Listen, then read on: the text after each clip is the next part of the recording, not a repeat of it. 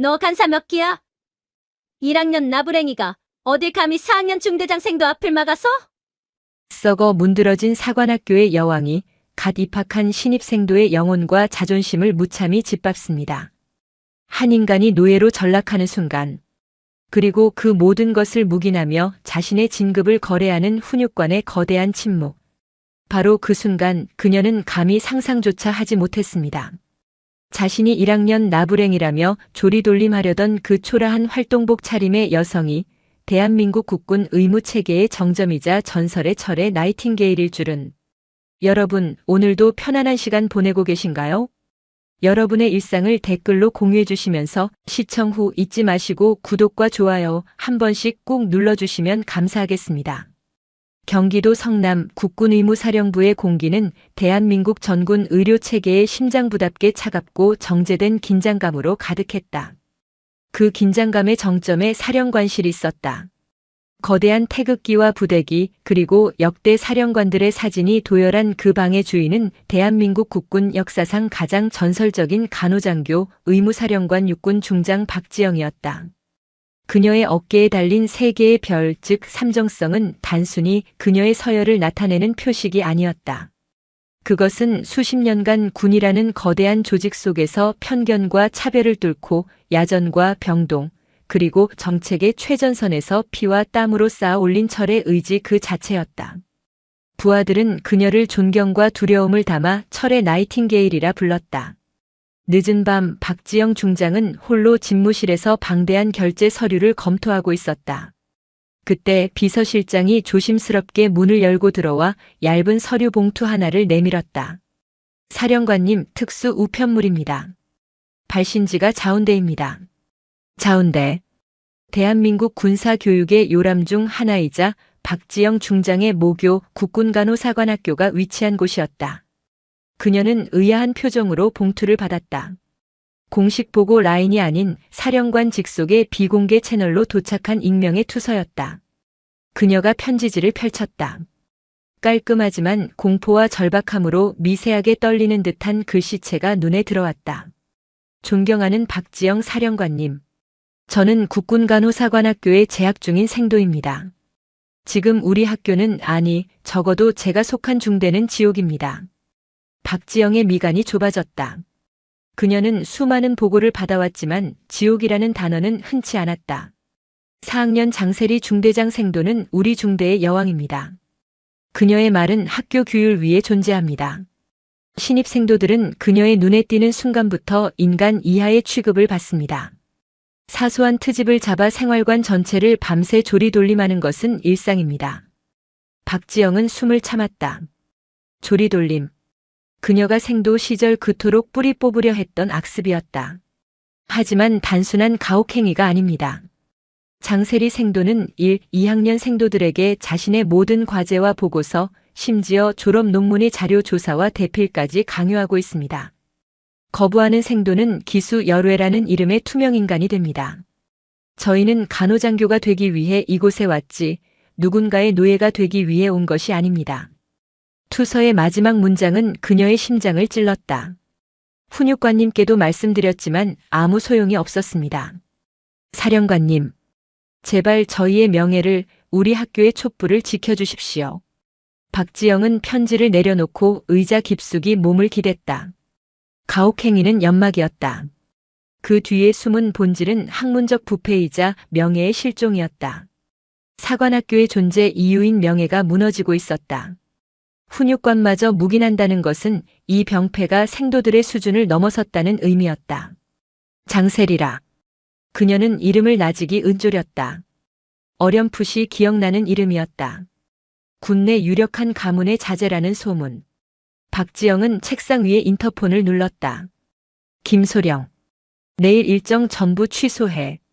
비공식 일정이야. 사령관 전용 헬기 필요 없어. 개인 차량으로 직접 운전한다. 행선지는 자운대다. 그녀의 눈빛은 야전 병동에서 가장 위급한 환자를 마주한 외과 의사처럼 차갑고 날카로워졌다. 썩은 환부는 지체 없이 도려내야 했다. 그리고 그 환부가 얼마나 깊은지 그녀는 자신의 두 눈으로 직접 확인해야만 했다. 토요일 이른 아침 대전자운대. 주말을 맞은 국군간호사관학교는 평일의 분주함 대신 고요함 속에 잠겨 있었다. 하지만 이중대 생활관 앞 잔디밭에는 그 고요함을 깨는 날카로운 목소리가 울려 퍼지고 있었다. 대가리 박아. 전원 대가리 박아. 4학년 장세리 중대장 생도의 목소리였다. 그녀는 완벽하게 다려진 주말 외출복 차림으로 팔짱을 낀 채 아침 점호를 이유로 집합시킨 1학년 생도 수십 명을 내려다보고 있었다. 이게 지금 니들 선배들한테 보여줄 수 있는 최선이야? 관물대 정리 상태가 그따위인데 외출 나갈 생각들을 해? 1학년 생도들은 아침부터 시작된 얼차려에 숨을 헐떡이며 젖은 잔디밭에 머리를 박고 있었다. 그들의 앞에 1학년 중 가장 몸이 약한 이지은 생도의 관물대에서 나온 물품들이 어지럽게 흩어져 있었다. 장세리가 일부러 쏟아버린 것이었다. 이지은 생도. 너 때문에 내 동기들 전부 머리 박는 거 안 보여? 대답 안 해. 죄송합니다. 이지은 생도가 눈물 콧물이 범벅이 된 채 악을 썼다. 죄송하면 다야? 니들 1학년은 동기에도 없어? 저런 고문관 하나 때문에 다 같이 고생하는데. 아니면 니들 기수 전체가 그냥 빠진 거야? 장세리는 이지은 생도 앞으로 걸어가 그녀의 어깨를 구둣발로 툭 찼다. 일어나. 똑바로 서. 어디서 눈물을 질질 짜. 여기가 니들 집 안방인 줄 알아? 그때 생활관 복도를 순찰하던 이중대 훈육관 육군 소령 김철수가 그 광경을 목격했다. 그는 잠시 멈칫했지만 이내 못 본 척 복도 안으로 다시 들어가려 했다. 충성. 훈육관님. 좋은 아침이십니다. 장세리가 먼저 그를 발견하고 완벽한 각도로 경례했다. 김철수 소령은 헛기침을 하며 마지못해 걸어 나왔다. 아, 장생도. 주말 아침부터 수고가 많군. 이건 뭔가? 그는 머리를 박고 있는 1학년 생도들을 턱짓으로 가리켰다. 1학년들 군기가 너무 빠진 것 같아서 교육 중이었습니다. 요즘 신입 생도들은 사관 생도라기보다는 그냥 대학생 같습니다. 이래서야 나중에 야전에서 제대로 임무 수행이나 하겠습니까? 장세리의 대답은 당당했다. 김철수 소령은 곤란하다는 듯 잠시 망설였지만 이내 고개를 끄덕였다. 장생도의 리더십은 내가 인정하지. 하지만 너무 과격하게는 하지 말게. 주말 아닌가. 적당히 하고 쉬게 해. 염려 놓으십시오. 훈육관님. 확실하게 교육시키겠습니다. 김철수 소령은 장세리의 어깨를 가볍게 두드리고는 서둘러 자리를 떴다. 그는 장세리의 아버지가 자신과 같은 육군 보병병과의 하늘 같은 선배이자 현 군단장인 육군 중장이라는 사실을 잘 알고 있었다. 그녀의 눈밖에 나서 좋을 것이 하나도 없었다. 김철수 소령이 사라지자 장세리의 얼굴에 걸렸던 상냥한 미소는 순식간에 사라졌다. 그녀는 다시 1학년들을 향해 싸늘한 목소리를 뱉었다. 훈육관님 가셨다. 다시 대가리 박아. 그녀는 잔디밭 한가운데 서서 자신의 성을 내려다보는 여왕처럼 오만하게 서 있었다. 그리고 그 성벽을 지탱하는 것은 1학년 생도들의 공포와 눈물, 그리고 2학년 생도들의 침묵이었다. 그녀는 이지은 생도를 노려보며 말했다. 그리고 이지은 생도. 너는 오늘 외출 금지다. 대신 내 방으로 와. 밀린 보고서가 좀 있어서 말이야. 내 동기들 고생시킨 만큼 몸으로라도 갚아야지. 안 그래? 이지은 생도는 입술을 깨물며 고개를 끄덕였다. 그녀의 눈에는 절망이 가득했다. 그 같은 시각 박지영 중장은 사령관의 별 계급장이 아닌 아무 표식도 없는 검은색 활동복 상의와 하의 차림으로 국군간호사관학교 정문을 통과하고 있었다. 위병소 근무자는 그녀의 신분을 확인하려 했지만 그녀가 제시한 것은 국방부 본부에서 발급된 비공식 출입증이었다. 위병소장은 본부에서 오신 분이라는 말에 더 묻지 않고 게이트를 열었다. 박지영은 수십 년 만에 홀로 걷는 모교의 교정이 낯설면서도 익숙했다. 그녀는 생도 생활관 구역으로 천천히 발걸음을 옮겼다. 그녀의 목적은 단 하나, 투서에 언급된 이중대 생활관이었다. 생활관에 가까워질수록 고함 소리가 들려왔다. 박지영은 소리가 나는 곳을 향해 나무 그늘을 따라 은밀하게 접근했다. 그리고 그녀는 목격했다. 수십 명의 1학년 생도들이 잔디밭에 머리를 박고 있었고 그 앞에는 화려한 외출복 차림의 4학년 생도가 구둣발로 다른 생도의 어깨를 툭툭 차고 있었다. 일어나. 똑바로 서. 어디서 눈물을 질질 짜. 박지영의 온몸의 피가 차갑게 식었다. 자신이 생도 시절 겪었던 그리고 뿌리 뽑았다고 믿었던 그 폭력의 망령이 버젓이 살아 숨쉬고 있었다. 그녀는 더 이상 숨어있을 필요를 느끼지 못했다. 그녀는 나무 그늘에서 걸어 나와 잔디밭에서 벌어지는 광경을 똑똑히 보기 위해 그들로부터 수십 미터 떨어진 길가에 멈춰 섰다. 그때 장세리의 옆에 있던 다른 4학년 생도가 박지영을 발견했다. 세리야, 저기. 웬 아줌마가 우리 쪽 쳐다보는데. 장세리가 고개를 돌렸다. 계급장도 없는 평범한 활동복 차림의 중년 여성이었다. 처음 보는 얼굴이었다. 신입생도들의 학부모인가? 아니면 길을 잃은 민간인? 어느 쪽이든 4학년 생도인 자신에게 경례도 없이 빤히 쳐다보는 것은 용납할 수 없는 일이었다. 장세리는 얼차려를 받던 1학년들을 그대로 둔 채 다른 4학년 생도 2명과 함께 박지영을 향해 성큼성큼 걸어갔다. 거기. 장세리가 턱짓을 하며 불렀다. 여기는 생도 생활관 구역이라 외부인 출입 금지입니다. 누구신데 여기까지 들어오셨죠?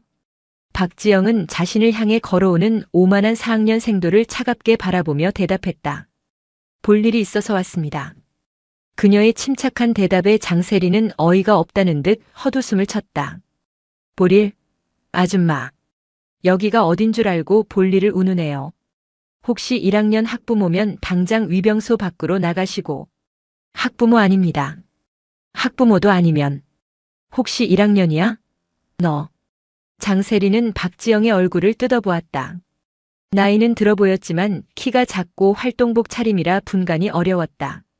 만약 신입생도가 선배를 보고도 경례를 안 한 것이라면 이건 중대한 군기 문란이었다.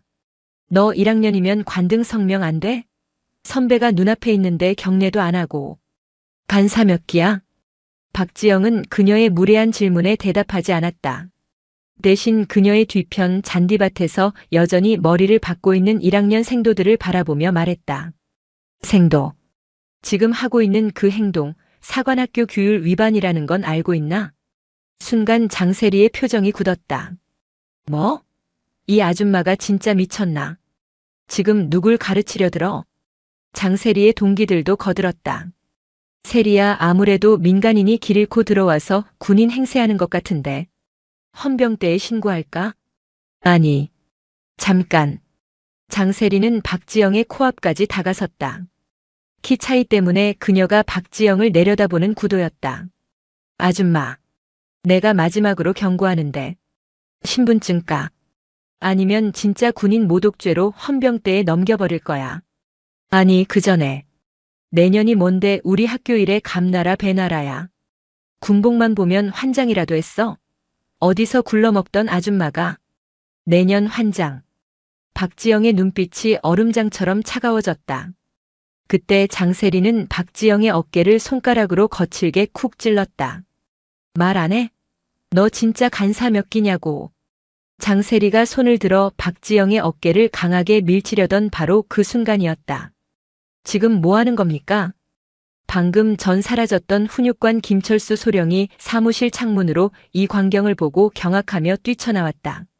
그는 장세리가 웬 중년 여성과 시비가 붙은 것을 보고 사태를 수습하려 달려왔다. 장세리 생도. 지금 무슨. 김철수 소령은 달려오던 기세 그대로 박지영의 얼굴을 정면에서 확인하고 그 자리에 얼어붙었다. 그의 눈이 믿을 수 없다는 듯 커졌고 얼굴에서 핏기가 사라졌다. 그는 숨이 넘어갈 듯한 목소리로 외쳤다. 그의 두 발이 부서져라 모이고 그의 오른손이 번개처럼 관자놀이에 붙었다. 충. 성. 사령관님. 여긴 어쩐 일로 오셨습니까? 사령관. 김철수 소령의 그 한마디에 주변의 공기가 멈췄다. 장세리와 그녀의 동기들은 방금 자신들이 들은 단어를 이해할 수 없었다. 사령관. 우리 학교 교장 선생님도 소장 별 2개인데. 사령관. 장세리의 손은 박지영을 밀치려던 그 자세 그대로 공중에서 굳어버렸다. 박지영은 김철수 소령의 경례를 받는 둥 마는 둥 하며 여전히 굳어있는 장세리를 향해 고개를 돌렸다. 그녀의 목소리는 그 어떤 고함보다 무겁게 생활관 광장을 울렸다. 장세리 생도. 내가 간사 몇 기인지가 그렇게 궁금했나. 박지영은 자신의 활동복 상의 주머니에서 피처럼 붉은색의 신분증을 꺼내 그녀의 눈앞에 펼쳐 보였다. 거기에는 대한민국 육군 중장 박지영이라는 글자와 함께 그녀가 평생을 바친 국군의 무사령부의 마크가 선명하게 박혀 있었다. 이제 자네가 대답할 차례다. 자네는 지금 누구에게 손을 대려 한 거지? 장세리의 눈앞이 하얘졌다. 그녀가 방금 아줌마 내년이라 부르며 어깨를 밀치려 했던 그 여성이 자신의 아버지와 같은 계급이자 대한민국 모든 간호장교의 정점에 있는 전설 속의 철의 나이팅게일 국군의무사령관 박지영 중장이었다. 사령관님, 여긴 어쩐 일로 오셨습니까? 훈육관 김철수 소령의 목소리는 공포로 찢어질 듯 갈라졌다. 그 한마디는 이중대 생활관 앞 잔디밭의 시간을 완벽하게 정지시켰다. 장세리 생도의 손가락은 박지영 중장의 어깨를 찌르기 직전 허공에서 화석처럼 굳었다. 그녀의 동공은 지진이라도 만난 듯 흔들렸다. 방금 전까지 아줌마 내년이라고 불렀던 그 초라한 활동복 차림의 여자가 자신의 훈육관이 경악하며 최고 경례를 바치는 대상이었다. 사령관. 그 단어가 그녀의 뇌리를 망치처럼 강타했다. 사관학교 교장도 소장, 별 2개에 불과했다. 그런데 사령관이라니. 박지영 중장은 김철수 소령의 경례는 안중에도 없다는 듯 오직 장세리의 눈을 꿰뚫어 보고 있었다. 그녀가 붉은색 가죽 커버의 신분증을 펼쳐 보였다. 장세리의 시선이 기계적으로 그 신분증을 향했다. 거기에는 그녀가 평생을 바쳐도 닿을 수 있을지 모를 하늘과도 같은 3개의 별 삼정성이 선명하게 박혀 있었다. 그리고 그 아래 대한민국 육군 중장 박지영, 국군의무사령관이라는 글자가 그녀의 시야를 불태웠다. 자신의 아버지와 같은 계급. 장세리의 호흡이 멎었다. 그녀의 오만했던 얼굴에서 핏기가 사라지고 새하얀 백지장처럼 변해갔다. 생도. 박지영이 얼음처럼 차가운 목소리로 말했다. 손 안 내려? 장세리는 마치 전기에 감전된 사람처럼 화들짝 놀라며 손을 거뒀다. 하지만 몸이 말을 듣지 않았다. 경례를 붙여야 한다는 생각조차 하지 못한 채 그저 파르르 떨리는 입술로 숨을 헐떡였다. 그녀와 함께 박지영을 조롱했던 다른 4학년 생도들 역시 상황 파악이 끝나자마자 사색이 되어 차렷 자세를 취했다.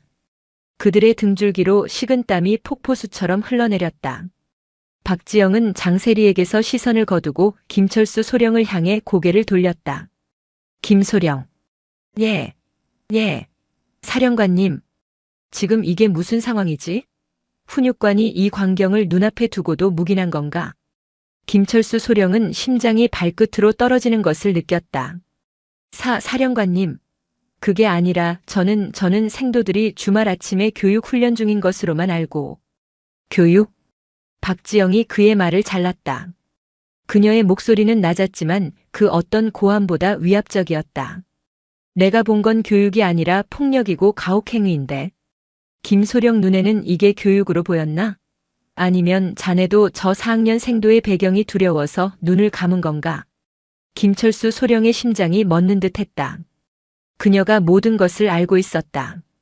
박지영은 더 이상 김철수 소령을 상대하지 않았다.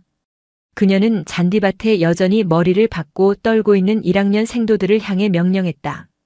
거기 1학년 생도들. 전원 일어서. 수십 명의 생도들이 흙과 눈물, 콧물로 범벅이 된 얼굴을 들고 허둥지둥 일어섰다. 그들은 대체 무슨 일이 벌어지고 있는지 이해할 수 없었지만 저 작은 체구의 여성이 자신들의 훈육관을 압도하고 있다는 사실 하나만은 분명히 깨달았다. 박지영은 다시 장세리에게로 걸어갔다. 구둣발 소리 하나 나지 않는 그녀의 접근에 장세리는 공포로 뒷걸음질 치려 했지만 발이 땅에 붙어 떨어지지 않았다. 장세리 생도랬나? 대답 안 하나?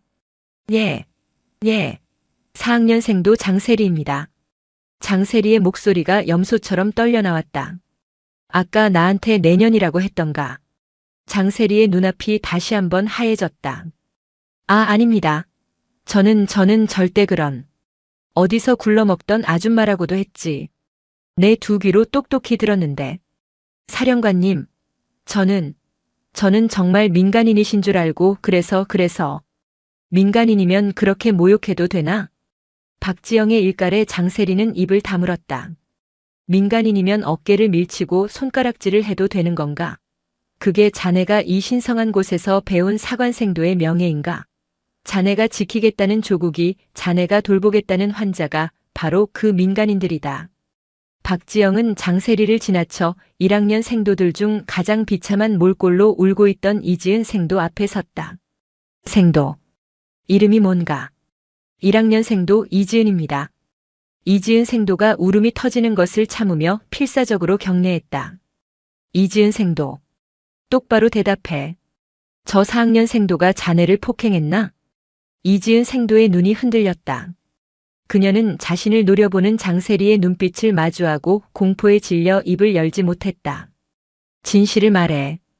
박지영이 이지은 생도의 어깨를 부드럽게 감쌌다. 내가 여기 있다. 이 의무사령관이 바로 자네 옆에 있어. 저 생도가 두려워서 대답을 못하겠나? 그 따뜻한 손길과 단호한 목소리에 이지은 생도가 그동안 참아왔던 모든 것을 터뜨렸다. 상습적으로 괴롭혔습니다. 저뿐만 아니라 제 동기들 모두를. 장세리의 얼굴이 굳었다.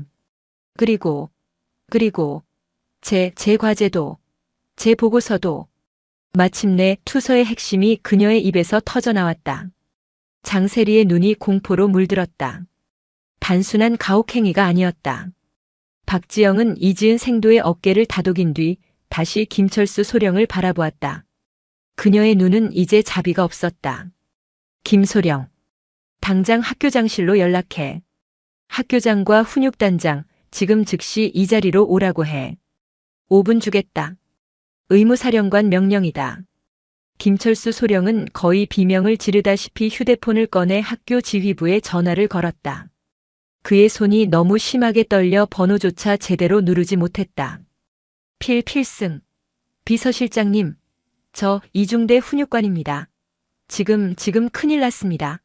의무사령관님께서 박지영 중장님께서 지금 이중대 생활관 앞에 와 계십니다. 예. 사복 차림이십니다. 학교장님과 훈육단장님 당장 오시랍니다. 사관학교 전체가 이른 아침에 비상벨에 깨어났다. 의무사령관. 박지영 중장. 그 이름 세 글자는 국군간호사관학교 교장인 육군 소장 오은경에게는 직속상관 그 이상의 무게였다. 그녀는 자신의 전설적인 대선배이자 사실상 모든 간호병과의 정점에 있는 인물이었다. 그런 인물이 아무런 예고도 없이 그것도 훈육관의 다급한 비상 연락으로 등장을 알렸다. 오은경 소장은 관사에서 전투복을 입다 말고 뛰쳐나왔다. 훈육단장인 강인규 대령 역시 얼굴이 사색이 되어 행정반을 박차고 나왔다. 그 사이 박지영은 잔디밭의 모든 생도들을 향해 명령했다. 장세리 생도. 그리고 거기 4학년 가담자 전원. 즉각 생활관으로 복귀해 완전 군장 결합한다. 10분 후 연병장 중앙에 집합해 대기한다. 알겠나? 예, 알겠습니다. 장세리와 4학년 생도들은 이미 영혼이 빠져나간 표정으로 대답하고는 비틀거리며 생활관으로 뛰어들어갔다. 김철수 소령. 예. 사령관님. 여기 1학년 생도들. 전원 생활관으로 복귀시켜 휴식 및 세면 조치한다. 단 한 명도 빠짐없이. 알겠습니다. 그리고 이지은 생도. 예. 1학년 생도 이지은입니다. 자네는 나를 따라와. 내게 직접 보고할 것이 아주 많을 것 같군.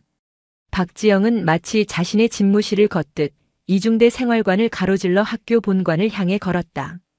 흙먼지가 묻고 눈물 자국이 선명한 1학년 생도 이지은이 그녀의 반보 뒤에서 필사적으로 뒤따랐다. 그리고 그 뒤를 이 세상 모든 죄를 짊어진 듯한 표정의 김철수 소령이 따랐다. 주말 아침 생활관 창문으로 이 기괴한 행렬을 목격한 다른 중대 생도들은 모두 숨을 죽였다. 학교 본관 앞에 다다랐을 때 저 멀리서 학교장 오은경 소장과 훈육단장 강인규 대령이 거의 달리다시피 뛰어오는 것이 보였다. 필승! 오은경 소장이 숨을 헐떡이며 경례했다. 그녀의 어깨에 달린 2개의 별이 아침 햇살에 위태롭게 빛났다. 사령관님, 이 이른 아침에 어쩐 일로? 오은경 소장의 시선이 박지영 옆에 선 엉망이 된 1학년 생도에게 꽂혔다. 그녀는 모든 상황을 직감했다. 학교장으로서 최악의 순간이었다. 박지영은 담담하게 경례를 받았다. 오 소장, 오랜만이군. 내 모교 공기가 많이 탁해진 것 같아서 직접 환기하러 왔네. 그녀의 목소리는 조용했지만 오은경 소장의 뺨을 후려치는 듯 했다. 학교장실에서 이야기하지. 이 생도도 함께 들어가야겠네. 훈육단장과 김소령은 밖에서 대기해. 학교장실의 육중한 문이 닫혔다. 문 밖에 강인규 대령과 김철수 소령은 감히 숨조차 크게 쉬지 못했다. 육군 소장과 육군 중장, 그리고 1학년 생도. 3사람만 남은 학교장실의 공기는 무겁게 가라앉았다. 내가 오늘 뭘 봤는지 아나 오 소장? 박지영은 소파에 앉지도 않고 창밖을 내다보며 입을 열었다. 그녀는 방금 목격한 모든 것을 단어 하나 빠뜨리지 않고 읊었다. 머리박기, 조롱, 구둣발길질, 그리고 김철수 소령의 묵인. 오은경 소장의 얼굴이 굳어졌다. 사령관님, 면목이 없습니다. 당장 해당 훈육관과 중대장 생도를. 훈육관? 물론 그자도 문제야. 하지만 진짜 문제는 그게 아니야. 박지영은 이지은 생도를 바라보았다. 이지은 생도. 아까 하려던 말 마저 해봐. 과제는 무슨 말이지? 오은경 소장의 시선이 이지은 생도에게 향했다. 2명의 장성 앞에서 이지은 생도는 용기를 냈다. 장세리 중대장 생도는 지난 1년간 저와 제 동기들에게 자신의 모든 전공 과제와 보고서를 대필하게 시켰습니다. 심지어 지금 준비 중인 졸업 논문에 참고 문헌 번역과 자료 조사까지 전부 저희가 하고 있습니다. 오은경 소장의 손이 떨리기 시작했다. 가혹행위는 학교의 명예를 더럽히는 일이지만 논문 대필은 사관학교의 존재 이유 자체를 부정하는 행위였다. 들었나, 오 소장? 박지영이 천천히 뒤돌아 오은경 소장을 바라보았다. 이게 지금 자네 학교에서 벌어지고 있는 일이야. 폭력으로 후배들을 억압하고 그 뒤에선 자기 논문이나 대필시키는 쓰레기들을 간호장교로 만들고 있었다고. 여기가 내 피와 땀이 묻힌 모교가 맞나? 쓰레기. 국군 의무사령관의 입에서 나온 그 단어는 오은경 소장의 심장에 비수처럼 꽂혔다. 한편 연병장 중앙. 완전 군장을 한 장세리와 4학년 생도들은 치욕과 공포 속에서 부들부들 떨고 있었다. 세리야. 어떡해. 우리 이제 어떡해. 진짜 의무사령관이었어. 별 3개. 시끄러워. 장세리가 악을 썼다. 그녀의 얼굴은 공포보다 분노로 일그러져 있었다. 재수없게 걸렸어. 하필 왜 오늘. 젠장. 그 미친년이 왜 사복을 입고 돌아다녀. 야, 말 조심해. 이제 와서 미친년이라니. 퇴교당하는 거 아니야, 우리? 논문 대필까지 걸리면.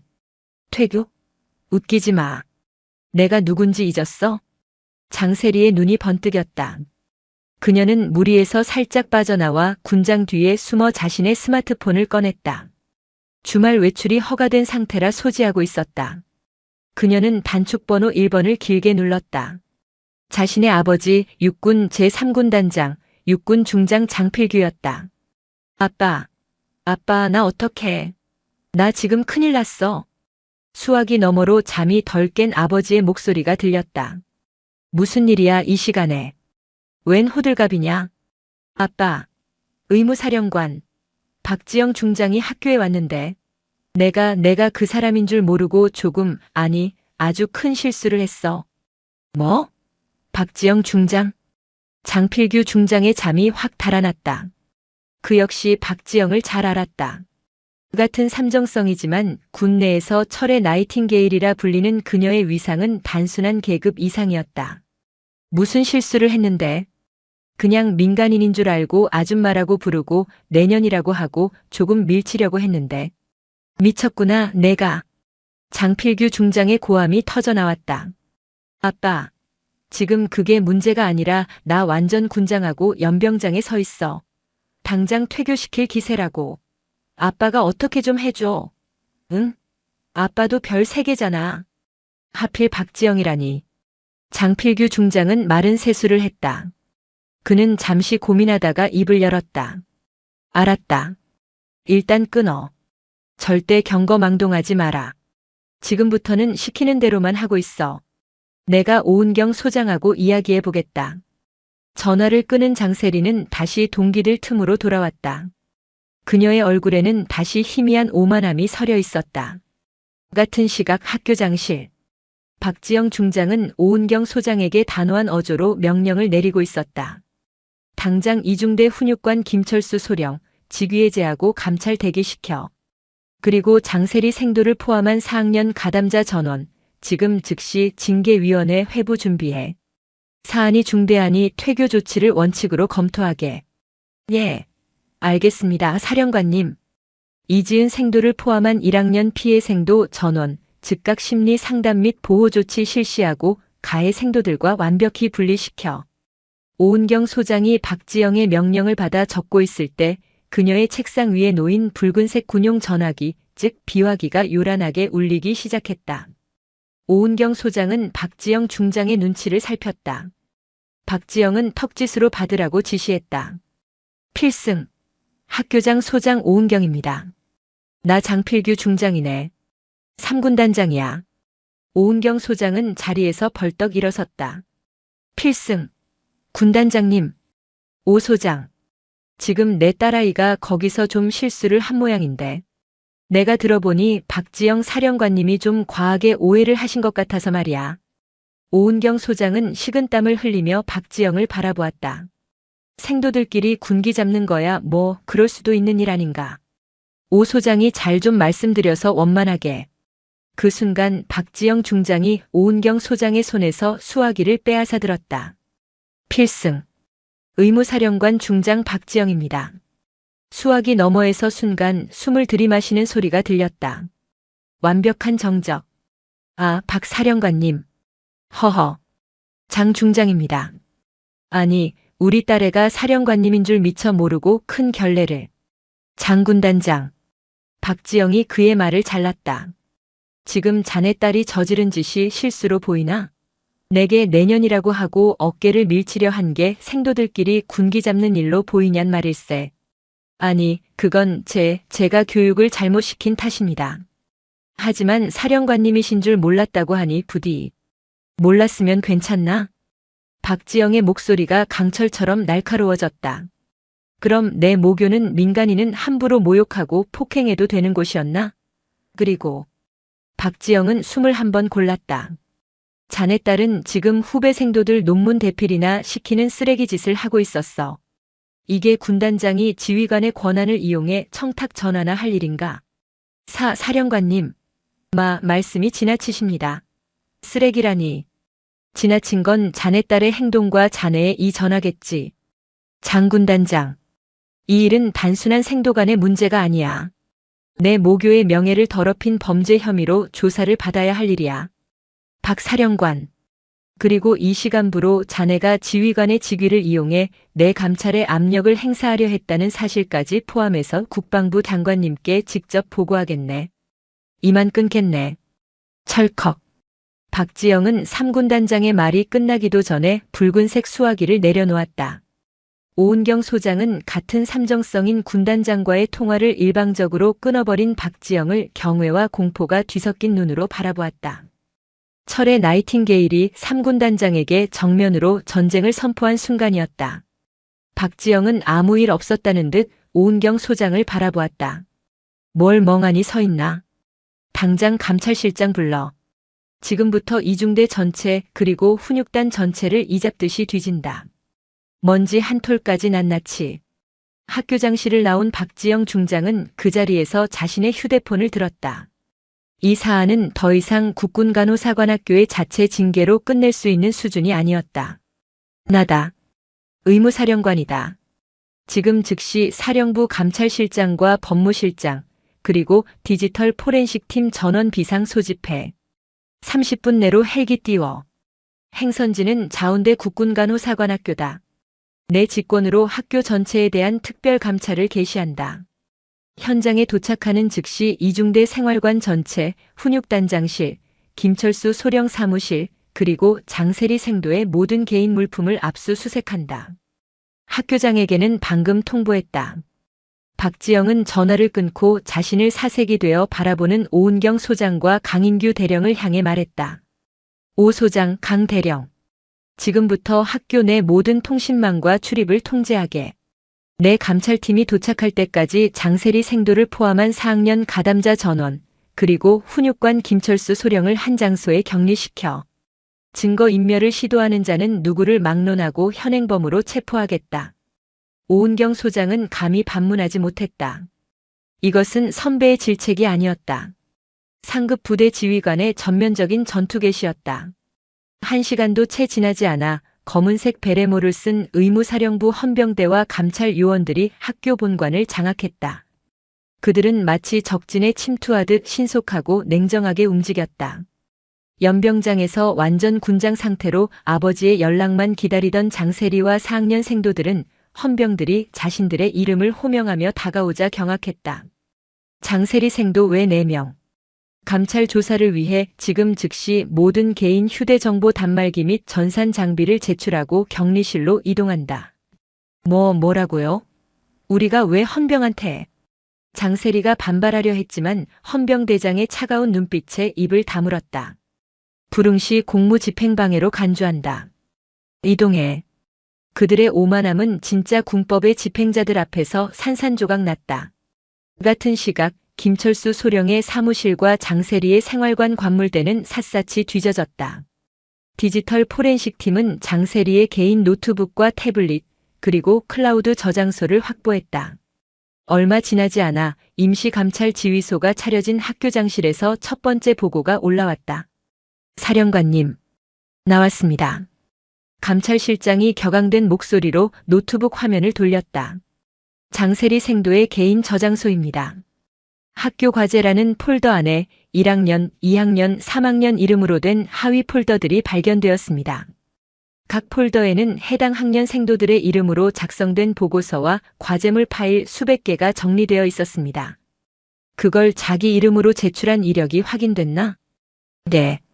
교내 학사 정보 시스템과 대조 결과 해당 파일들이 장세리 생도의 이름으로 제출된 것을 확인했습니다. 심지어 졸업 논문 폴더에는 이지은 생도를 포함한 1학년 생도 3명에게 각각 파트를 할당하여 번역 및 요약을 지시한 문서가 발견되었습니다. 명백한 대필 및 학칙 위반의 증거입니다. 박지영은 눈을 감았다. 상상 이상이었다. 계속해. 훈육관 김철수 소령의 개인 휴대폰입니다. 장세리 생도와 나눈 메시지 내역입니다. 화면에는 충격적인 내용이 떠 있었다. 세리야. 이번 주에 1학년 애들 너무 잡지 마라. 훈육단장이 너 좀 지켜보고 있다. 소령님. 걱정 마세요. 알아서 할게요. 그나저나 아버지께서 소령님 중령 진급, 이번에는 꼭 되도록 힘써주신다고 전해달랍니다. 허허. 군단장님께 안부 전해줘. 너희 아버지만 믿는다. 1학년 애들은 내가 잘 구슬려 놓을게. 오은경 소장과 강인규 대령은 자신의 눈을 의심했다. 이것은 단순한 묵인이 아니었다. 3군 단장의 위세를 등에 업은 장세리와 자신의 진급을 위해 생도들의 인권을 팔아넘긴 훈육관의 추악한 공모였다. 박지영은 조용히 일어섰다. 그녀의 분노는 뜨겁게 타오르는 대신 모든 것을 얼려버릴 듯한 냉기로 변해 있었다. 강 대령. 지금 당장 김철수 소령의 보직을 해임하고 헌병대에 인계해. 직권 남용 및 뇌물수수 미수 혐의를 적용한다. 오 소장. 자네는 나와 함께 국방부로 가야겠네. 이 사안 자네나 나 그리고 장필규 중장의 선에서 끝낼 일이 아니게 됐어. 소식은 군 내부망을 통해 빛의 속도로 퍼져나갔다. 국군 의무사령관이 자신의 모교인 국군간호사관학교를 발칵 뒤집어 놓았다는 것, 그리고 그 중심에 3군 단장의 딸이 있다는 사실이 육군본부가 위치한 계룡대는 벌집을 쑤신 듯 했다. 장필규 중장은 자신의 사무실에서 길길이 날뛰었다. 박지영 그 미친년이 감히 내 딸을 내 얼굴에 똥칠을 해? 그는 박지영이 자신의 전화를 일방적으로 끊고 심지어 감찰팀까지 보냈다는 사실에 이성을 잃었다. 그는 자신의 인맥을 총동원했다. 자신과 동기인 육군본부 감찰실장, 인사사령관, 심지어 육군참모총장 비서실에까지 전화를 돌렸다. 이거 명백한 표적 감찰이야. 박지영이가 내 딸한테 개인적인 모욕을 당했다고 사령관 직위를 이용해서 보복하는 거라고. 당장 감찰 중단시켜. 아니면 군 전체가 뒤집어질 줄 알아. 하지만 그의 절박한 외침은 차가운 벽에 부딪혔다. 군단장님. 이미 사안이 국방부 장관님께 직보되었습니다. 의무사령관님께서 학교장과 함께 장관님을 직접 뵙고 장세리 생도의 논문 대필 증거와 김철수 소령의 거래 내역까지 전부 보고하셨답니다. 뭐라고? 지금 장관님께서 격노하셔서 이 사안을 군 기강 쇄신 본보기로 삼으라고 지시하셨다는 소식입니다. 장 군단장님께서 직접 청탁 전화를 하신 내용까지 모두 보고되었다고 합니다. 장필규 중장의 손에서 수화기가 떨어졌다. 끝났다. 박지영은 그의 정치적인 움직임을 한 수 앞서 읽고 아예 최고 지휘 라인을 통해 그의 손발을 묶어버린 것이었다. 증거는 차고 넘쳤다. 개인적인 모욕은 이제 이 거대한 학문적 부패와 인사청탁이라는 범죄를 가리기 위한 사소한 명분에 불과했다. 박지영은 국방부에서 복귀하는 즉시 사관학교 교육운영위원회에 긴급 소집을 명령했다. 장세리와 가담자들에 대한 징계위원회였다. 그녀는 위원회에 직접 참석했다. 학교장 오은경 소장이 위원장을 맡았고 박지영 중장은 상급부대 지휘관 자격으로 배석했다. 격리실에서 끌려나온 장세리는 이미 상황이 끝났다는 것을 직감했다. 하지만 그녀는 마지막 발악을 했다. 인정 못합니다. 이건 명백한 표적 감찰이고 보복입니다. 박지영 사령관님이 저한테 개인적인 원한을 품고 조용히 해 생도. 박지영이 나직이 말했다. 내가 자네에게 무슨 원한이 있나? 자네가 내게 내년이라고 해서? 아줌마라고 해서? 물론 불쾌했지. 하지만 내 기분 따위로 군법을 움직이지 않아. 박지영은 감찰실장에게 눈짓했다. 저 화면에 자네가 후배들에게 대필시킨 증거 목록을 띄워. 스크린에 수백 개의 파일 목록과 대화 내역이 펼쳐지자 장세리는 얼굴이 하얗게 질렸다. 자네는 내게 모욕을 준 게 아니야. 자네는 군인의 명예를 그리고 자네가 평생 돌봐야 할 환자들의 신뢰를 모욕했어. 자네는 동료 생도들을 폭력으로 억압하고 그들의 노동력을 착취했지. 그건 사관 생도가 아니라 뒷골목 양아치나 하는 짓이야. 그리고 박지영이 김철수 소령과의 대화 내역을 띄웠다. 자네는 자네 아버지의 권력을 팔아 훈육관을 매수하려 했어. 그게 바로 내가 오늘 이 자리에 앉아 있는 이유다.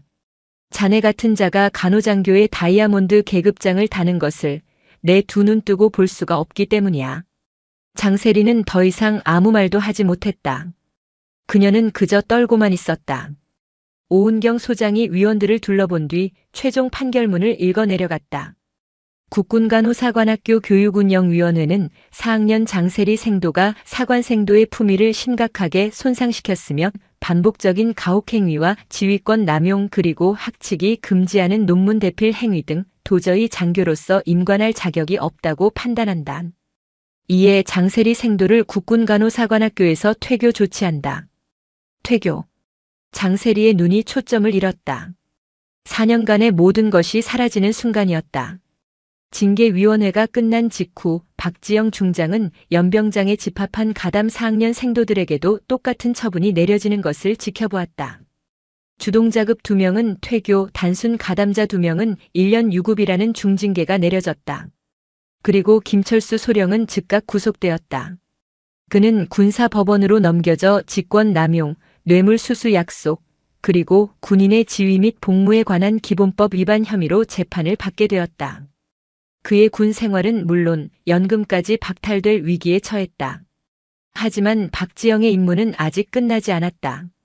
이 모든 부패의 정점 장필규 중장이 남아있었다. 국방부 장관의 특별 지시로 육군본부 감찰실은 3군 단장 장필규 중장에 대한 직권 남용 및 인사청탁 혐의에 대한 조사에 착수했다. 장필규 중장은 모든 혐의를 부인했다. 딸아이가 걱정돼서 학교장에게 안부 전화를 한 것뿐이다. 의무사령관과는 동기급이라 격의 없이 이야기한 것뿐인데 이걸 청탁이라고 하다니. 그가 버티자 박지영은 마지막 카드를 꺼냈다. 그녀는 군 내부 언론이 아닌 가장 공신력 있는 민간 언론사의 익명의 제보 형식으로 감찰 자료의 일부를 흘렸다. 물론 군사 기밀이 아닌 논문 대필과 훈육관 매수에 대한 증거였다. 현역 육군 중장 딸 사관학교에서 후배 상습 폭행 및 논문 대필.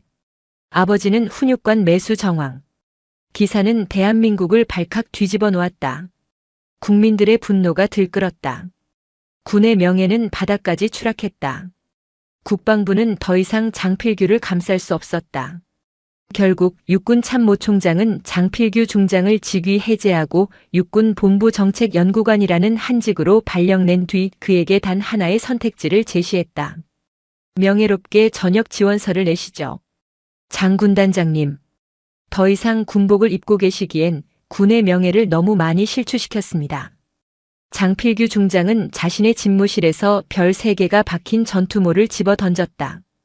박지영이라는 감히 자신과 같은 계급장을 달고 있던 그 간호쟁이 하나를 얕보다가 자신의 모든 것을 잃은 것이었다. 그는 결국 불명예 전역이라는 최악의 사태를 피하기 위해 스스로 전역 지원서를 제출했다. 그의 군 생활은 가장 치욕적인 방식으로 막을 내렸다. 며칠 후 국군간호사관학교는 다시 안정을 되찾았다. 하지만 그 공기는 이전과 완전히 달랐다.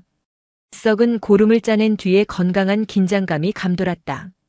장세리는 모든 짐을 싸서 부모의 차를 타고 정문을 빠져나갔다.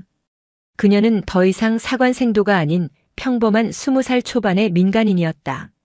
그 어떤 생도도 그녀를 배웅하지 않았다. 그녀가 그토록 경멸했던 1학년 생도들은 생활관 창문 너머로 그녀의 차가 사라지는 것을 묵묵히 지켜보았다. 박지영 중장은 학교를 떠나기 전 마지막으로 학교 강당에 전 생도를 집합시켰다.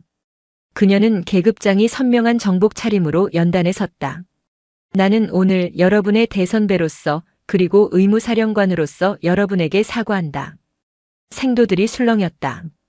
이 신성한 교정에서 미래의 간호장교들이 폭력과 불의에 고통받는 동안 그것을 제때 살피지 못한 나의 잘못이다. 미안하다. 박지영이 허리를 숙여 사과하자 강당은 숙연해졌다. 하지만 오늘을 기억하라. 여러분이 입은 이 군복은 여러분에게 주어진 특권이 아니라 여러분이 짊어져야 할 책임이다. 여러분의 손에 들릴 주사기와 청진기는 계급을 막론하고 모든 전우의 생명을 구하는 신성한 도구이지 후배들을 억압하고 자신의 이익을 챙기는 흉기가 아니다. 그녀는 강당 앞줄에 앉은 이지은 생도를 바라보았다. 불의를 보고 침묵하는 것은 불의에 동조하는 것이다. 오늘 이지은 생도는 가장 끔찍한 공포 속에서 가장 용기 있는 목소리를 냈다. 그 목소리가 이 학교를 살렸다.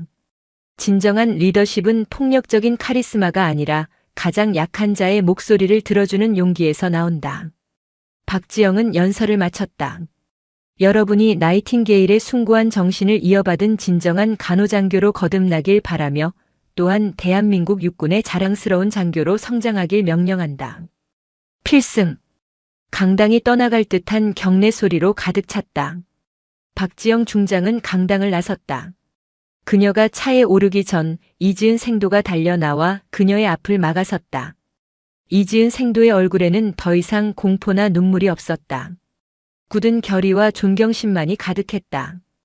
이지은 생도는 자신의 군 생활 중 가장 크고 절도 있는 목소리로 경례했다. 필승. 사령관님. 가르침 절대 잊지 않겠습니다. 박지영은 그런 그녀를 바라보며 조용히 미소 지었다.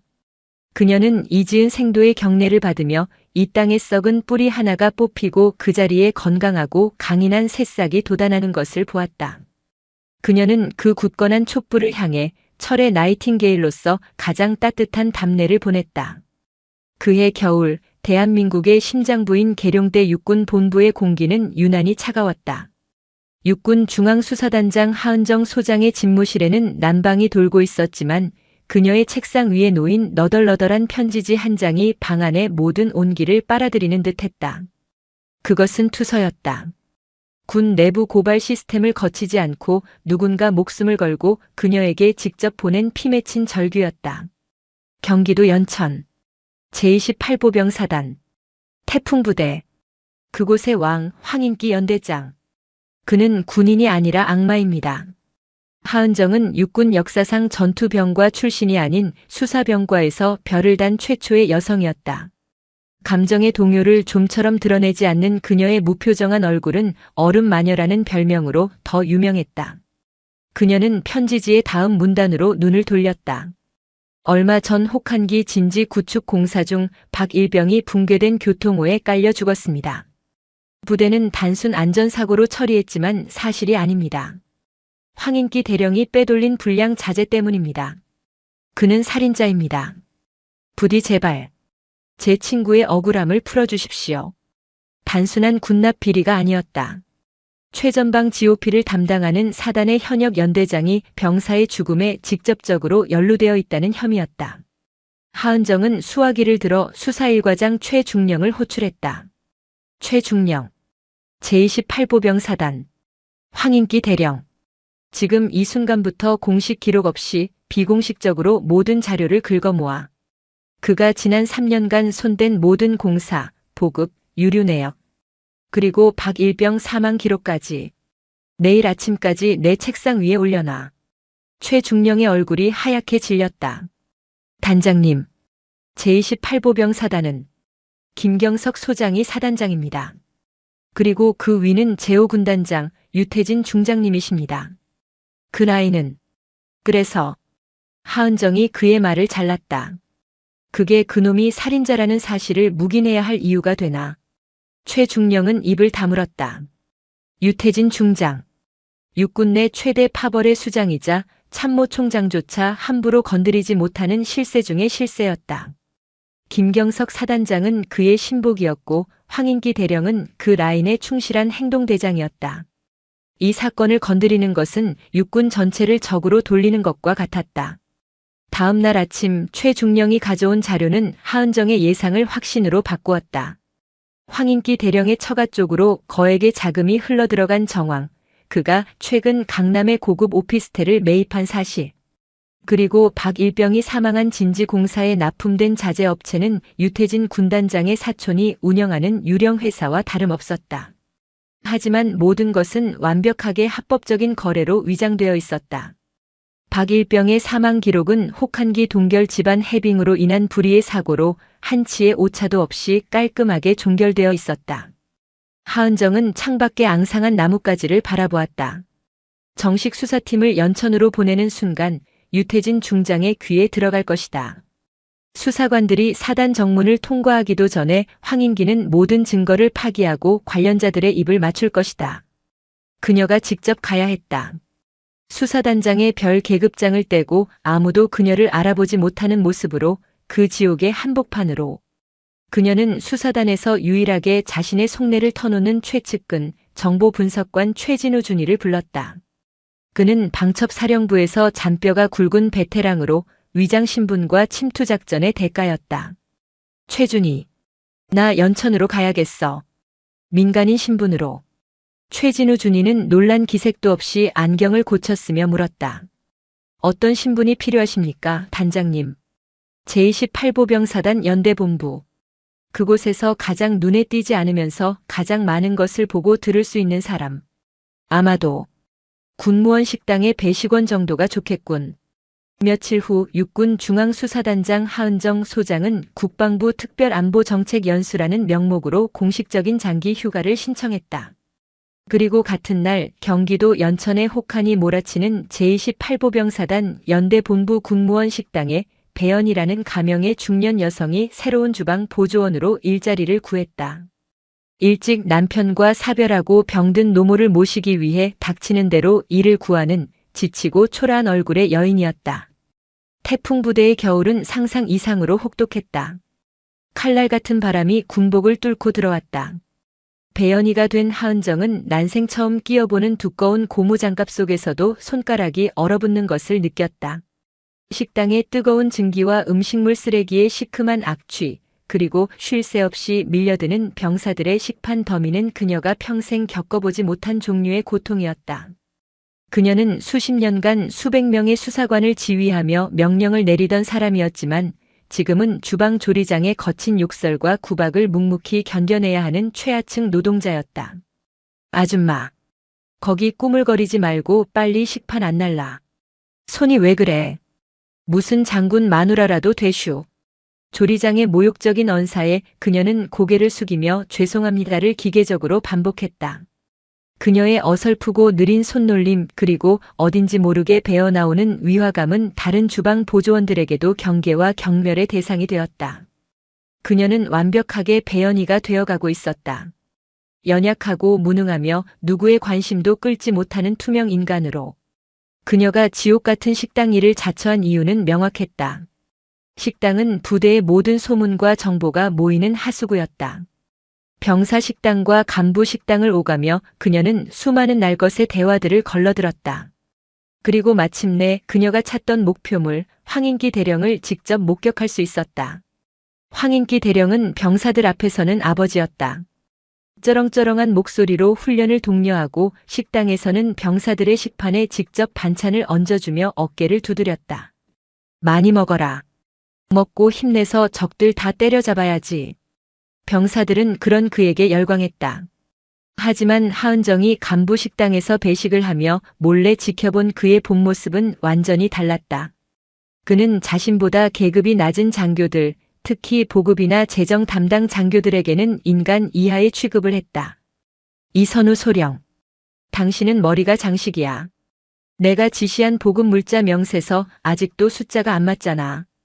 이번 달 유류 소모량 보고서 내가 말한 대로 깔끔하게 못 맞춰. 당신 군 생활 그만하고 싶어. 하은정의 귀가 번쩍 뜨였다. 이선우 소령. 군수과장이었다. 투서에는 없던 이름이었지만 보급을 총괄하는 군수과장이 연대장의 저런 노골적이고 구체적인 압박을 받는다는 것은 그가 바로 비리의 핵심 실무자라는 뜻이었다.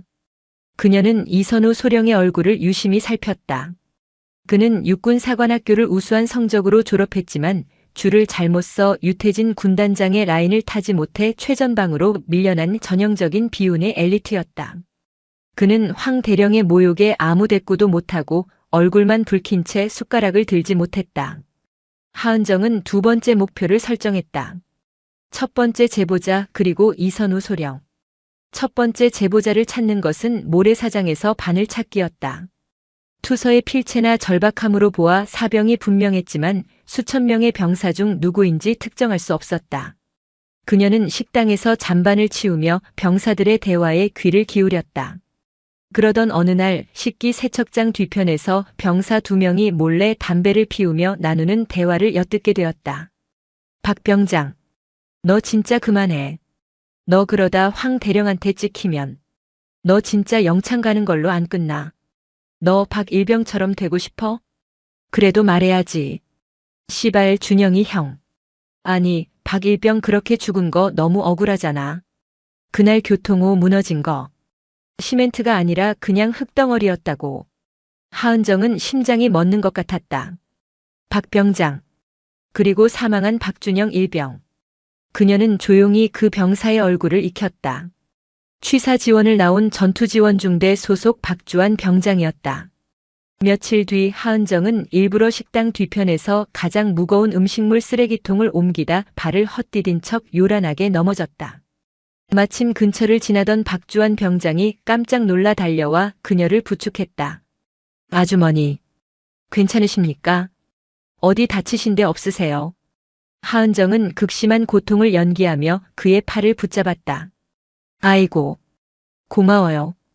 용사님, 내가 요즘 아들 생각 때문에 정신이 없어서. 우리 아들도 박일병처럼. 그녀는 일부러 말끝을 흐렸다. 박주환 병장의 눈빛이 그 자리에서 얼어붙었다. 박일병, 말씀이십니까? 그래요. 여기 부대에서 사고로 갔다면서. 하필 이름이 같아서 얼마나 억울했을까. 부모는 알기나 할까. 제 아들 같아서 마음이 너무 아프네. 그녀는 일부러 눈물을 글썽였다. 박주환 병장은 주먹을 꽉 쥔 채 부들부들 떨었다. 그는 공포에 질린 눈으로 주변을 살피더니 낮은 목소리로 속삭였다. 아주머니, 여긴 위험합니다. 그런 말씀 함부로 하시면 안 됩니다. 정말 큰일 납니다. 위험하다니. 뭐가 위험해요? 그냥 아들 생각나서 그런 건데. 아닙니다. 준영이 형은, 박일병은 사고가 아니었습니다. 그날 밤 하은정은 박주환 병장과 식당의 차가운 부식 창고에서 다시 만났다. 박 병장은 공포에 질려 있으면서도 무언가를 결심한 듯 했다. 제가 투서 보냈습니다. 하지만 아무 소용 없었습니다. 육군 본부 감찰실로 보냈는데 오히려 며칠 뒤에 연대장님이 저를 부르셨습니다. 하은정은 등골이 오싹했다. 투서가 유태진 군단장의 라인을 통해 황인기 대령에게 역으로 전달된 것이다. 연대장님이 제 어깨를 주무르시면서 웃으시더군요. 박 병장, 군 생활 편하게 하고 싶으면 헛생각 말고 훈련이나 열심히 받으라고. 그날 이후로 저는 부대 내 왕따가 됐습니다. 아무도 없는 탄약고 정리 작업만 혼자 하고 있습니다. 사실상의 감금이자 심리적 고문이었다. 박 병장, 나 사실 군 관계자요. 당신을 도우러 왔어요. 당신 친구의 억울함을 풀러. 박주환 병장은 그녀를 믿지 못했다. 식당 아주머니가 어떻게? 하은정은 자신의 신분을 증명할 방법이 없었다. 그녀는 마지막 수단을 썼다. 이것은 최진우 준이가 비공식적으로 파악한 그 어떤 사망 기록에도 없는 사실이었다. 박준영 일병 어머니 성함이 오숙자 씨. 맞지. 고향은 해남. 사망 당일 부대에서는 어머니가 위독하다는 거짓 전보로 박 일병을 휴가 중에 강제로 불러들였어. 그리고 그 공사 현장으로 투입시켰지. 맞나? 박주환 병장의 눈이 경악으로 물들었다. 어떻게? 그걸. 나를 믿어요. 황인기 대령을 잡으려면 그날 공사 현장의 자재 명세서 원본이 필요해. 그리고 그 모든 걸 알고 있는 사람. 군수과장 이선우 소령이 그걸 가지고 있겠지. 박주환 병장이 절망적인 얼굴로 고개를 끄덕였다. 이 소령님도 괴로워하고 계십니다. 연대장님이 모든 걸 이 소령님께 떠넘기려 하고 있습니다. 이 소령님이 이면 장부를 가지고 계신 걸로 압니다. 자기 자신을 지키기 위해서. 이선우 소령은 매일 밤 악몽을 꾸었다.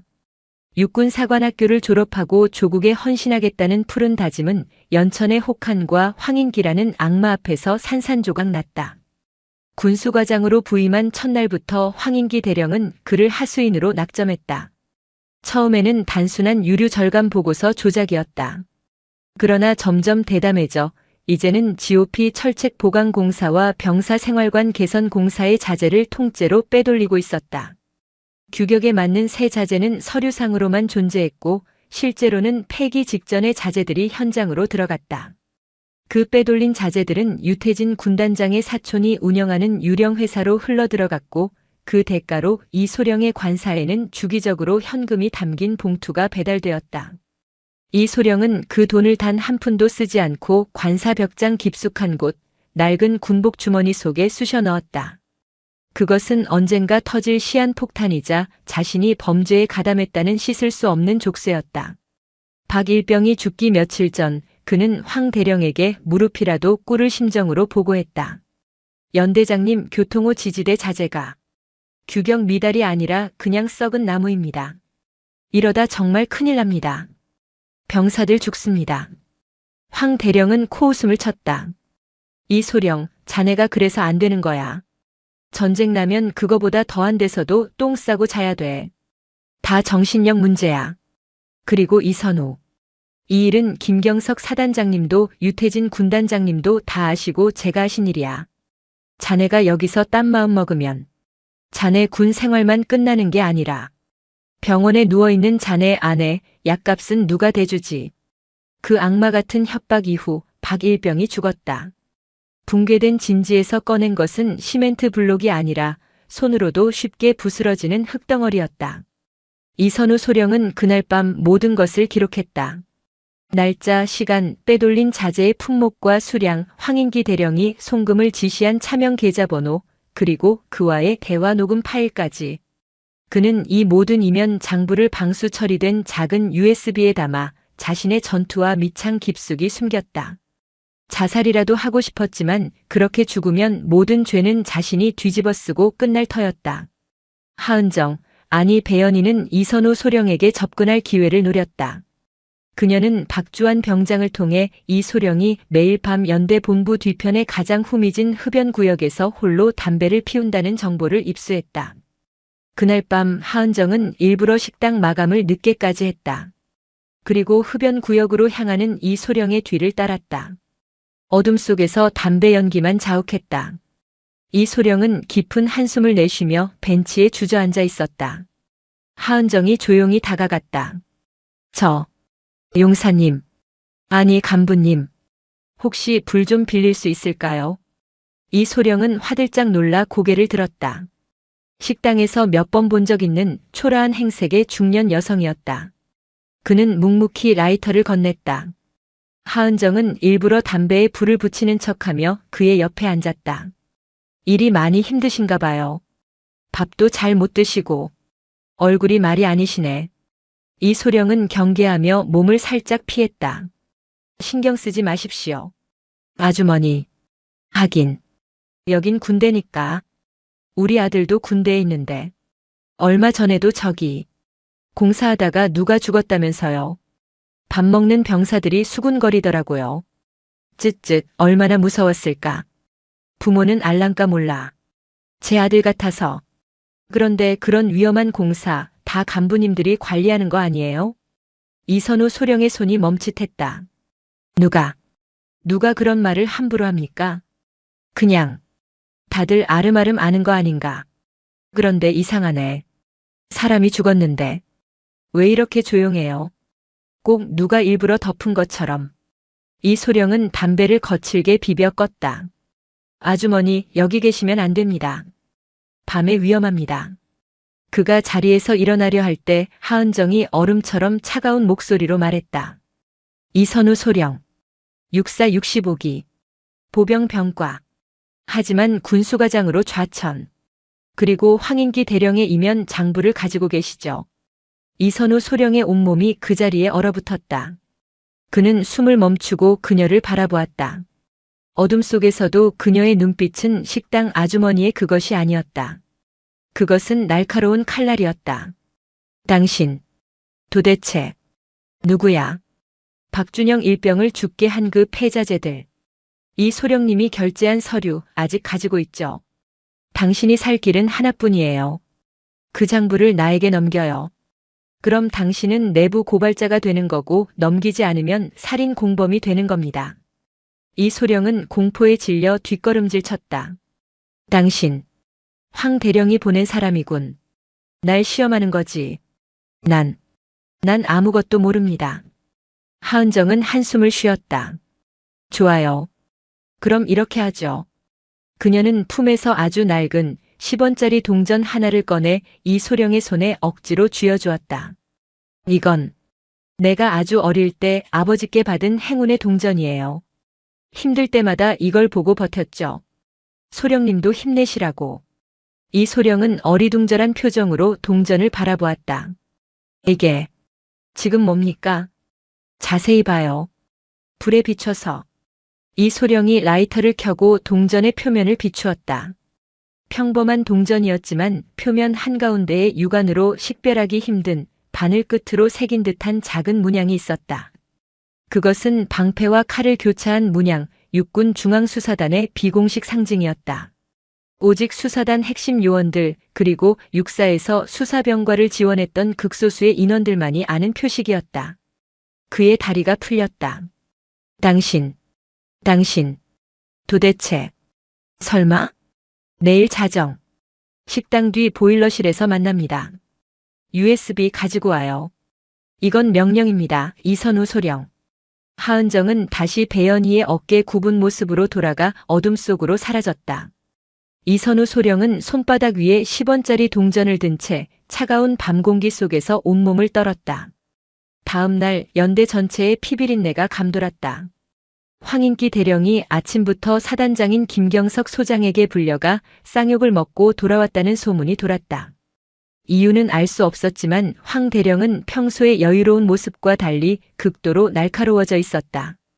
그는 닥치는 대로 장교들의 군기를 잡았고 분위기는 살얼음판 그 자체였다. 하은정은 식당에서 묵묵히 그릇을 닦으며 불길한 예감에 휩싸였다. 투서가 돌고 내가 비공식 내사를 시작한 것이 김경석 사단장의 귀에까지 들어간 것일까? 아니면 단순히 내부 기강을 잡는 것일까? 혹은 이선우가 배신했나? 그날 밤 자정을 조금 넘긴 시간. 하은정은 약속대로 식당 뒤편의 어둡고 습한 보일러실에서 이선우 소령을 기다렸다. 기계 돌아가는 소리 외에는 아무 소리도 들리지 않았다. 낡은 보일러의 기름 냄새가 코를 찔렀다. 약속한 시간이 한참 지났지만 이 소령은 나타나지 않았다. 그가 배신했나? 아니면 황인기 대령에게 잡힌 건가? 그때 보일러실 문이 끼익 소리를 내며 열렸다. 이선우 소령이 아니라 박주환 병장이었다. 그는 공포에 질린 얼굴로 숨을 헐떡이며 거의 기다시피 들어왔다. 아주머니. 아니 큰일 났습니다. 이 소령님이 잡혀갔습니다. 하은정의 심장이 차갑게 내려앉았다. 누구한테? 똑똑히 말해. 황 대령님 직속 부관이랑 헌병대 애들입니다. 조금 전에 이 소령님 관사로 쳐들어가서 지금 연대 본부 의무실 뒤편에 있는 폐창고로 끌고 갔습니다. 거기가 원래 말 안 듣는 애들 잡아다 족치는 곳입니다. 황인기 대령이 먼저 손을 쓴 것이다. 이선우 소령이 자신을 배신할 것을 직감했거나 혹은 하은정의 존재 자체를 눈치챘을 수도 있었다. USB는 이 소령님이 가지고 있었나? 모르겠습니다. 하지만 그 사람들이 이 소령님 관사를 샅샅이 뒤지는 걸 봤습니다. 분명 장부를 찾으려는 걸 겁니다. 하은정은 이를 악물었다. 여기서 이선우 소령을 잃으면 모든 증거가 사라진다. 박일병의 죽음은 영원히 묻히고 자신 역시 신분이 발각되면 무사하지 못할 것이다. 박 병장, 지금 당장 부대 밖으로 나가. 수단 방법 가리지 말고 공중전화를 찾아. 내가 주는 번호로 전화해서 딱 한마디만 해. 태풍, 적색경보. 외울 수 있나? 네. 태풍, 적색경보. 그들이 누구냐고 물으면 배연이라고만 전해. 그리고 절대 부대로 복귀하지 말고 근처 민가에 숨어 있어. 이건 자네를 살리기 위한 마지막 명령이다. 박주환 병장은 울음을 삼키며 어둠 속으로 사라졌다. 그 번호는 최진우 준이의 비상 연락망이었다. 적색 경보는 작전 중 노출, 즉각적인 무력 개입이 필요하다는 최악의 신호였다. 하은정은 보일러실 구석에 있던 녹슨 쇠 파이프 하나를 집어들었다. 그리고 식당을 나섰다. 칠흑 같은 어둠 속 연대 본부 건물로 향하는 그녀의 걸음은 더 이상 배연희의 것이 아니었다. 그것은 적진을 향해 침투하는 육군 수사단장의 걸음이었다. 연대 본부 의무실 뒤편 폐창고. 낡은 철문 틈으로 희미하게 불빛이 새어나오고 있었다. 그녀는 창문 틈으로 안을 엿보았다. 이선우 소령은 속옷 차림으로 의자에 묶인 채 피투성이가 되어 있었다. 황인기 대령이 직접 그의 멱살을 잡고 고함을 치고 있었다. 개새끼가. 이선우. 내가 널 어떻게 믿었는데. 내년이 감히 날 배신해. 장부가 어딨어. 말해. USB 어딨냐고. 이 소령은 입술이 터져 피를 흘리면서도 경멸의 눈빛으로 황 대령을 바라봤다. 당신. 살인자야. 내가 죽어도 당신 용서 못해. 이 새끼가 아직도 정신을 못 차렸네. 황 대령이 옆에 있던 헌병에게 눈짓했다.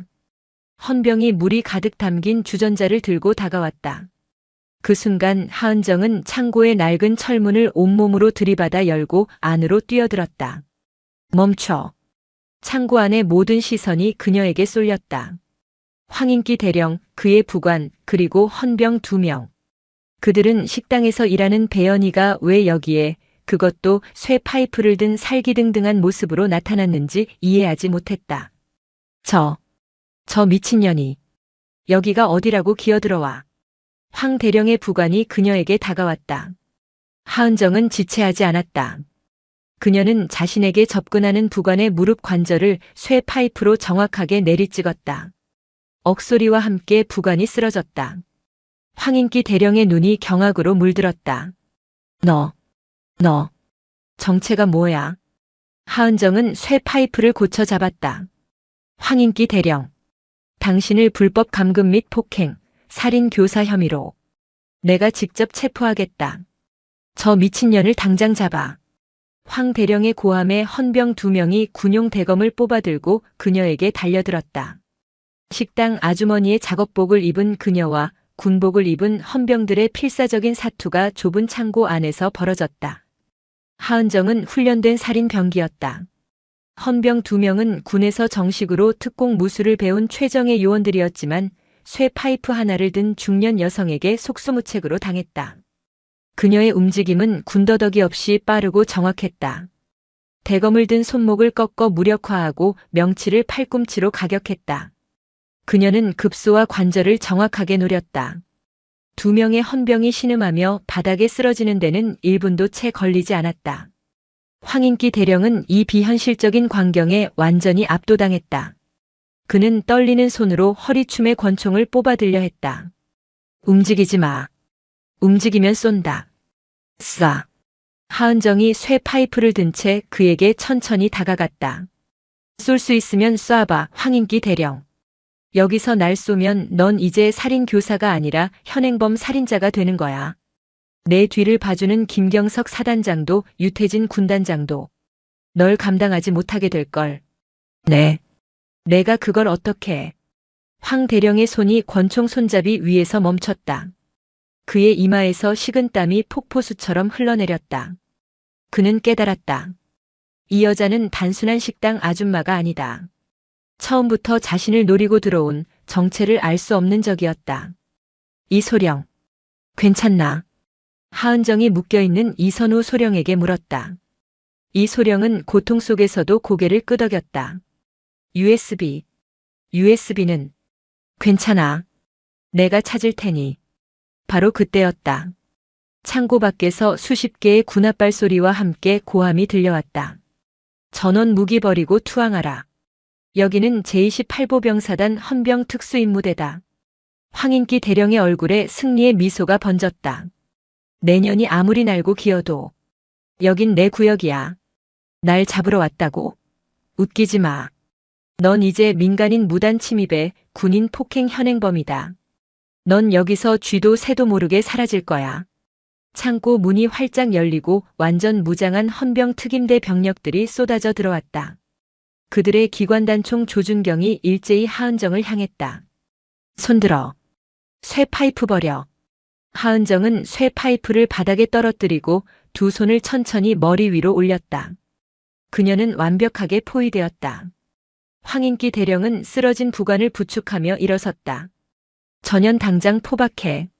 그리고 이선우 소령은 반역죄로 군사재판에 넘길 준비해. 전현이랑 내통해서 부대를 전복시키려 한간첩이다. 상황은 완벽하게 역전되었다. 이선우 소령의 얼굴이 절망으로 물들었다. 하지만 하은정은 이상할 정도로 침착했다. 그녀는 자신을 겨누고 있는 헌병대장을 바라보며 말했다.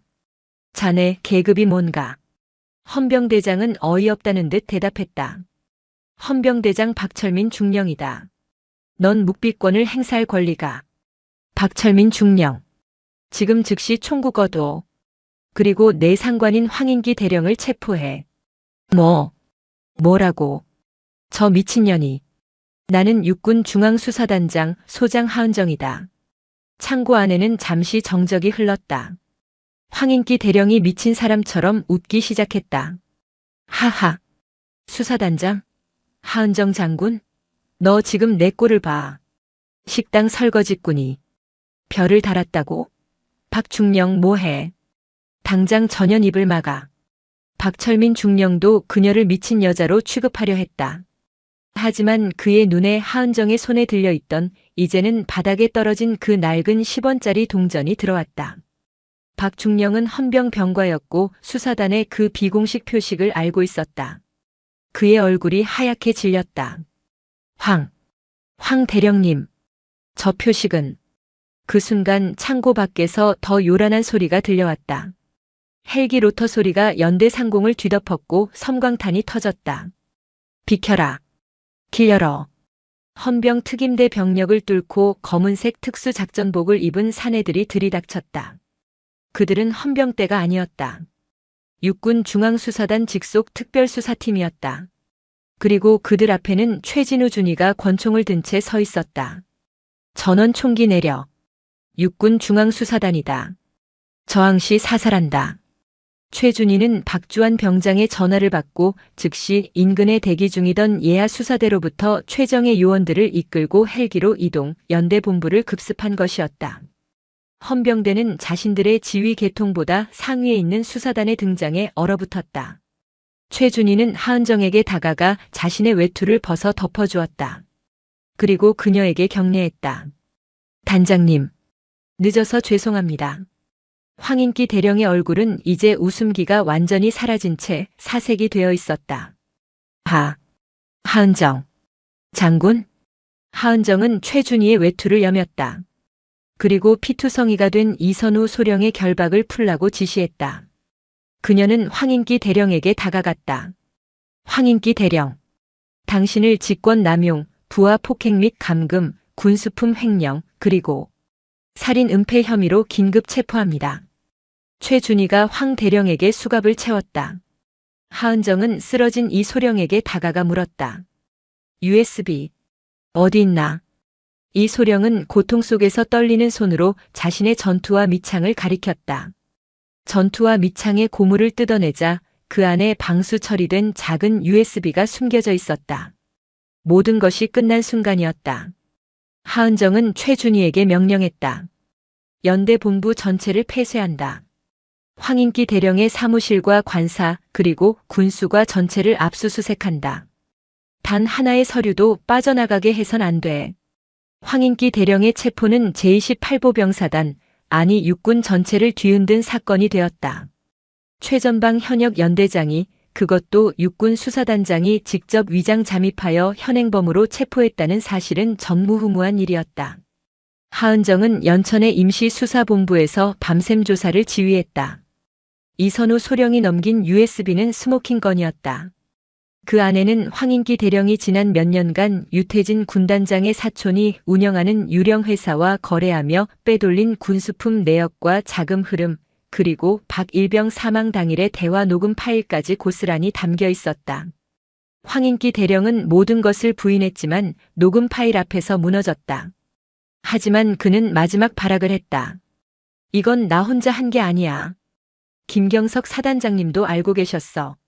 아니, 이 모든 건 제5 군단장 유태진 장군님의 지시였어. 하은정, 당신이 감당할 수 있을 것 같아? 당신 별 2개짜리가 별 3개짜리 군단장님을 칠 수 있을 것 같냐고. 하은정은 차가운 눈으로 그를 바라봤다. 그건 내가 걱정할 일이 아니야. 황 대령, 당신은 당신의 죄값만 치르면 돼. 문제는 지금부터였다.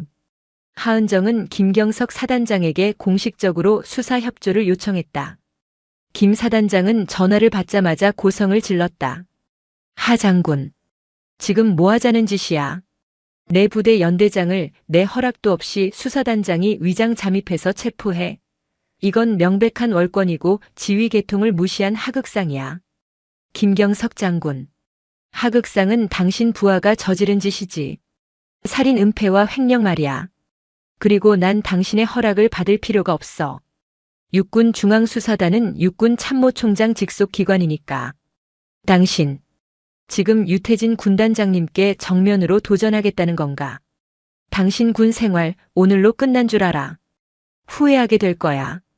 전화가 끊겼다. 김경석 사단장과 유태진 군단장의 압력은 즉각적이고 거대했다. 육군 본부의 거의 모든 부서에서 수사단의 활동에 제동을 걸기 시작했다. 수사 예산이 동결되었고 파견 인력들이 원대 복귀하라는 압박을 받았다.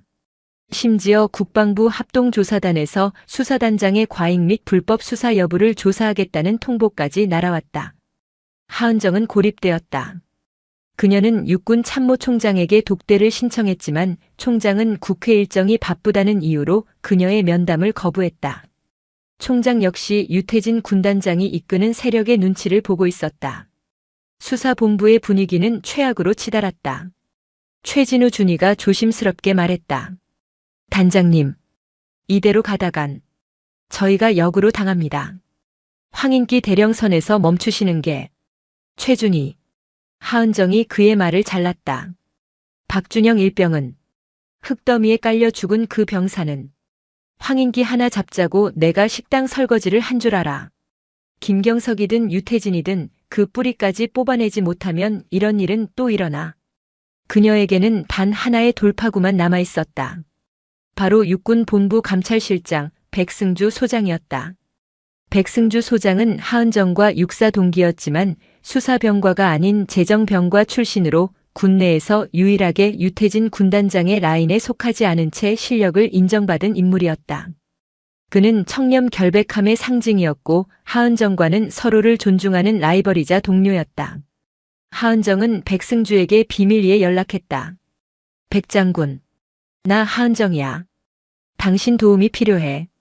백승주 소장은 그녀의 연락을 기다렸다는 듯 침착하게 답했다. 하 장군, 일이 너무 커졌더군. 내가 뭘 도우면 되지. 유태진 군단장이 황인기를 통해 빼돌린 자금이 최종적으로 어디로 갔는지 추적이 안 돼. 자금 세탁의 흔적은 있는데 종착지가 없어. 당신의 재정감찰팀이 필요해. 비공식적으로. 백승주는 잠시 침묵했다. 유태진 군단장은 거물이야 하 장군. 그를 치는 건 군 전체를 적으로 돌리는 일일세. 알아. 그래서 당신에게 부탁하는 거야. 당신은 군 전체가 썩는 걸 방치할 사람이 아니잖아. 며칠 뒤 백승주 소장으로부터 암호화된 파일 하나가 도착했다. 그 안에는 그가 이끄는 감찰실 정예 요원들이 밤을 새워 추적한 자금의 흐름이 담겨 있었다. 유태진 군단장의 사촌이 운영하던 유령 회사는 다시 수십 개의 페이퍼 컴퍼니를 거쳐 놀랍게도 김경석 사단장의 아내가 대주주로 있는 중견 방산업체에 거액의 투자를 한 것으로 나타났다. 이럴 수가. 하은정은 경악했다. 유태진 군단장과 김경석 사단장은 단순한 상하관계나 학연이 아니었다. 그들은 방산비리라는 거대한 이권으로 똘똘 뭉친 운명 공동체였다. 황인기 대령은 그들의 자금을 마련하는 행동대장이었던 것이다. 백승주 소장이 전화를 걸어왔다. 하 장군. 증거는 확보했네. 이제 어떻게 할 셈인가. 이걸 터뜨리면 김경석은 물론이고 유태진도 무사하지 못할 거야. 하지만 그들도 가만히 있지 않겠지. 백 장군. 고마워. 이 은혜는 잊지 않겠네. 하은정은 모든 증거를 취합했다. 황인기의 자백, 이선우의 이면 장부 그리고 백승주가 찾아낸 결정적인 자금 흐름도. 그녀는 이 모든 것을 들고 육군 참모총장실이 아닌 국방부 장관을 직접 찾아갔다. 참모총장을 건너뛴 군 역사상 유례없는 직보였다.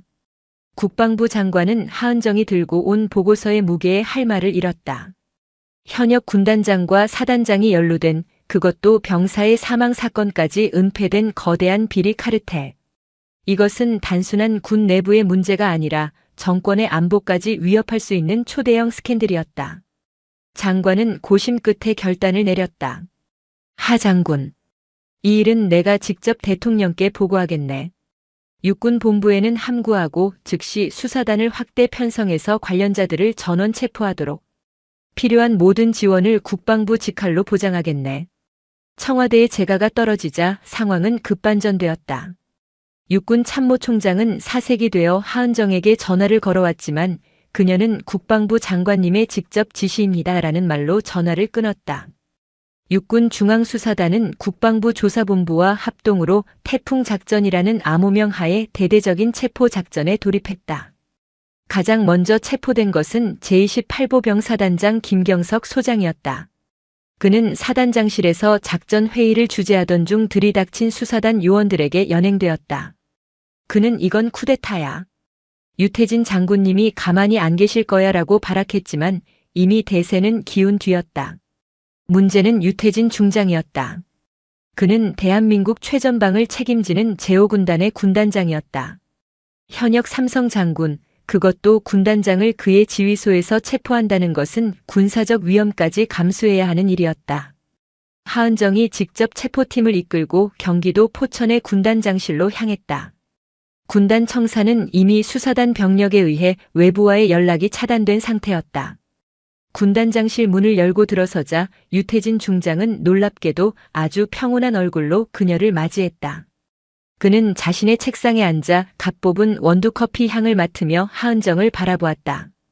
하은정 장군. 드디어 여기까지 왔군. 내 부하들을 싹쓸이한 것도 모자라서 이제 이 군단장까지 잡으러 오셨나. 그의 목소리는 차가웠지만 당황한 기색은 없었다. 유태진 중장. 군수품 횡령 및 직권 남용, 뇌물수수 혐의로 긴급 체포합니다. 변명은 군사법정에서 하십시오. 유태진 중장은 커피잔을 탁 소리나게 내려놓았다. 체포? 좋아. 그런데 하 장군, 자네는 지금 아주 큰 실수를 하고 있는 걸세. 자네가 지금 무너뜨리고 있는 게 뭔지 알아? 이건 단순히 돈 몇 푼 해먹은 장군들의 비리가 아니야. 이건 이 군대를 지탱하는 질서일세. 질서라고. 그 질서 때문에 병사들이 죽어나갔어. 전쟁에선 더 많이 죽어. 자네 같은 이상주의자 때문에 군 전체가 무너지는 걸 보느니 차라리 내가 먼저 자네를 쏘는 게 나을지도 모르겠군. 유태진 중장이 책상 서랍을 여는 듯 했다. 수사 요원들이 일제히 그에게 총구를 겨누었다. 군단장님, 부질없는 짓입니다. 유태진 중장은 피식 웃더니 서랍에서 믹스커피 한 봉지를 꺼냈다. 농담이야. 내가 이 자리까지 어떻게 올라왔는데 고작 그런 짓으로 끝내겠나. 좋아 가지. 하은정 장군. 하지만 명심하게. 자네는 오늘 군대에 너무 많은 적을 만들었어. 특히 자네가 가장 믿었던 사람을 포함해서 말이야. 의미심장한 말이었지만 하은정은 그것을 패배자의 허세로 치부했다. 유태진 중장에게 수갑이 채워졌다. 현역 삼성 장군이 수갑을 차고 연행되는 모습은 육군 역사에 길이 남을 충격적인 장면이었다. 태풍작전은 대성공이었다. 황인기 대령, 김경석 소장, 유태진 중장으로 이어지는 28사단 비리 라인은 뿌리째 뽑혔다. 관련자 수십 명이 구속되었고 군납 비리에 연루된 방산업체 대표들도 줄줄이 법정에 섰다. 하은정은 군의 영웅이 되었다. 언론은 그녀를 부패를 척결한 어른 마녀라 칭송했다. 사망한 박준영 일병은 순직 처리되어 국립현충원에 안장되었고 그의 유가족에게는 정식 사과와 보상이 이루어졌다. 내부 고발자 박주환 병장은 수사단 본부로 전출되어 안전하게 전역을 준비하게 되었고 이선우 소령은 모든 혐의를 벗고 의인으로 인정받아 명예를 회복했다. 육군 참모총장은 하은정을 불러 그간의 무례를 사과했고 그녀의 공을 치하했다. 하은정은 그토록 바라던 군의 정의를 실현했다고 믿었다. 성공의 축배는 짧았다. 하은정은 수사단장실로 복귀한 후 태풍작전의 전리품인 압수수색 자료들을 처음부터 다시 검토하기 시작했다. 유태진 중장의 마지막 말, 자네가 가장 믿었던 사람을 포함해서라는 그 한마디가 가시처럼 목에 걸려 떠나지 않았다. 무엇인가 석연치 않았다. 유태진과 김경석은 너무 쉽게 무너졌다. 그들이 수십 년간 쌓아 올린 카르텔이라고 하기에는 자금 흐름의 핵심 증거가 너무나 우연히 백승주 소장의 도움으로 발견되었다. 하은정은 최진우 준이를 불렀다.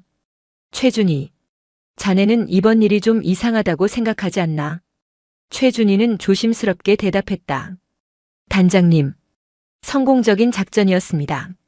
너무 깊이 생각하지 않으시는 것이. 아니, 생각해봐. 유태진은 군단장이었어. 그는 우리 수사단보다 더 강력한 정보망을 가지고 있었을 거야. 그런데 왜 백승주 소장이 내게 자금 추적 자료를 넘기는 걸 막지 못했을까? 마치 우리가 그 자료를 찾아내길 기다렸다는 듯이. 하은정은 백승주 소장이 넘겨주었던 그 결정적 증거 파일, 즉 김경석 사단장 아내의 방산업체로 흘러들어간 자금 내역을 다시 열었다. 그녀는 이번엔 수사단의 사이버 포렌식 팀을 동원해 그 파일의 원본을 추적했다. 며칠 뒤 충격적인 결과가 나왔다. 그 파일은 백승주 소장의 감찰실에서 생성된 것이 아니었다. 파일의 최초 생성지는 놀랍게도 유태진 군단장과 가장 적대적인 관계에 있던 또 다른 삼성 장군 제3야 전군 사령부 작전참모부장 이철의 중장의 사무실 컴퓨터로 위장되어 있었다. 하지만 그조차도 페이크였다. 원본 IP를 역추적하고 삭제된 로그를 복원하자 모든 데이터는 단 한 곳을 가리키고 있었다. 육군 본부 감찰실장 백승주 소장의 개인 보안 서버였다. 하은정은 온몸의 피가 차갑게 식는 것을 느꼈다. 이게 무슨 의미지, 최준희 단장님. 이것은 백승주 장군이 처음부터 모든 증거를 가지고 있었으며 그것을 마치 제3자가 유출한 것처럼 꾸며서 저희에게 넘겼다는 뜻입니다. 왜 백승주가? 하은정은 퍼즐 조각을 맞추기 시작했다. 백승주와 유태진. 두 사람은 육사 동기였지만 군내 최대 파벌인 유태진 라인과 유일하게 그에 대항하던 청년파 백승주 라인의 수장이었다. 그들은 수십 년간 서로를 견제해왔다. 그런데 백승주가 유태진을 무너뜨릴 결정적 증거를 가지고 있으면서도 왜 직접 나서지 않고 하은정이라는 칼을 이용했을까? 최준희. 지금부터 백승주 소장의 모든 것을 다시 조사해. 그가 감찰실장으로 부임한 이후 결제한 모든 방산 계약, 군수품 입찰 내역. 단 하나도 빠짐없이. 하은정은 직감했다. 이것은 비리 척결이 아니었다. 이것은 군 내부의 거대한 권력 투쟁이었고 자신은 그 한가운데서 가장 위험한 칼춤을 춘 광대였을지도 모른다. 수사 결과는 상상 이상으로 끔찍했다. 백승주 소장은 청렴 결백이라는 가면 뒤에 유태진 라인과는 또 다른 거대한 이권 카르텔을 구축하고 있었다. 유태진이 구식의 건설과 자재 비리에 집착했다면 백승주는 훨씬 더 교묘하고 거대했다. 그는 차세대 군 전술 통신망 사업인 프로젝트 솔라리스와 K2 전차 성능 개량 사업 등 수조 원대 규모의 최첨단 방산 사업을 독점하고 있었다. 그는 자신의 재정병과 인맥을 이용해 입찰 과정을 조작했고 특정 해외 방산 업체에 일감을 몰아주며 막대한 커미션을 챙기고 있었다. 유태진 중장의 비리는 백승주가 저지른 비리에 비하면 구멍가게 수준이었다. 하은정은 깨달았다. 백승주에게 유태진은 눈엣 가시였다. 자신의 사업에 사사건건 제동을 거는 구시대의 적폐였다. 백승주는 하은정의 정의감과 수사 능력을 이용해 자신의 손에 피를 묻히지 않고 정적을 제거한 것이다. 제28보병 사단, 황인기 대령. 그 모든 것은 거대한 빙산의 일각, 아니 백승주가 하은정에게 던져준 미끼였다. 유태진이 체포되며 마지막에 했던 말. 자네가 가장 믿었던 사람을 포함해서. 그건 허세가 아니었다. 그는 이미 알고 있었던 것이다. 이 모든 판을 짠 것이 백승주라는 것을. 그리고 하은정이 백승주의 손에 놀아났다는 것을. 하은정은 분노보다 더 깊은 절망감을 느꼈다. 그녀는 썩은 뿌리 하나를 뽑아냈다고 생각했지만 사실은 더 거대하고 위험한 암덩어리가 자라날 수 있도록 흙을 갈아준 셈이었다. 백승주는 이제 군내의 유일한 실세가 되었다. 유태진 라인이 사라진 육군 본부에서 감찰실장 백승주 소장의 권력은 참모총장을 능가할 정도였다. 그녀는 수사단장실의 문을 걸어 잠갔다. 최진우 준이 외에는 아무도 들이지 않았다. 단장님, 이제 어떡하실 겁니까? 최준희의 목소리에도 절망이 묻어났다. 우리가 가진 증거만으로는 백승주를 칠 수 없습니다. 그는 너무 치밀합니다. 모든 자금은 해외 법인을 통해 세탁되었고 서류상으로는 완벽합니다. 우리가 지금 그를 공격하면 그는 정적 제거에 성공한 영웅을 시기하는 모함이라며 역공을 펼칠 겁니다. 하은정도 알고 있었다. 그녀는 태풍작전의 영웅이었다. 그런 그녀가 갑자기 자신의 조력자였던 백승주를 공격한다면 국방부 장관조차 그녀를 믿어주지 않을 것이다. 오히려 군내 분열을 조장했다는 이유로 그녀가 먼저 경질될 터였다. 백승주는 완벽한 함정을 팠다. 그는 하은정을 영웅으로 만들어주는 동시에 그녀가 다시는 자신을 공격할 수 없도록 조력자라는 족쇄를 채웠다. 단장님, 백승주 소장이 단장님을 저녁 식사에 초대했습니다. 태풍 작전의 성공을 축하하는 자리라면서요. 하은정은 차갑게 웃었다. 승자의 만찬이었다. 가지. 당연히 가야지. 최준희. 우리가 가진 백승주 관련 자료 전부 백업해서 내 개인 보안 클라우드에 올려둬.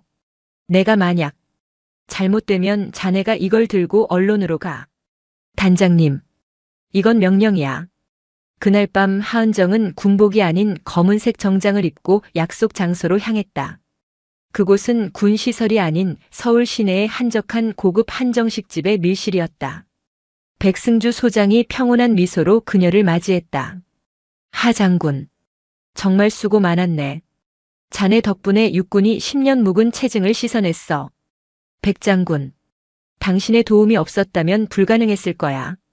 특히 그 결정적 증거 말이야. 하은정이 잔을 받으며 그의 눈을 똑바로 쳐다봤다.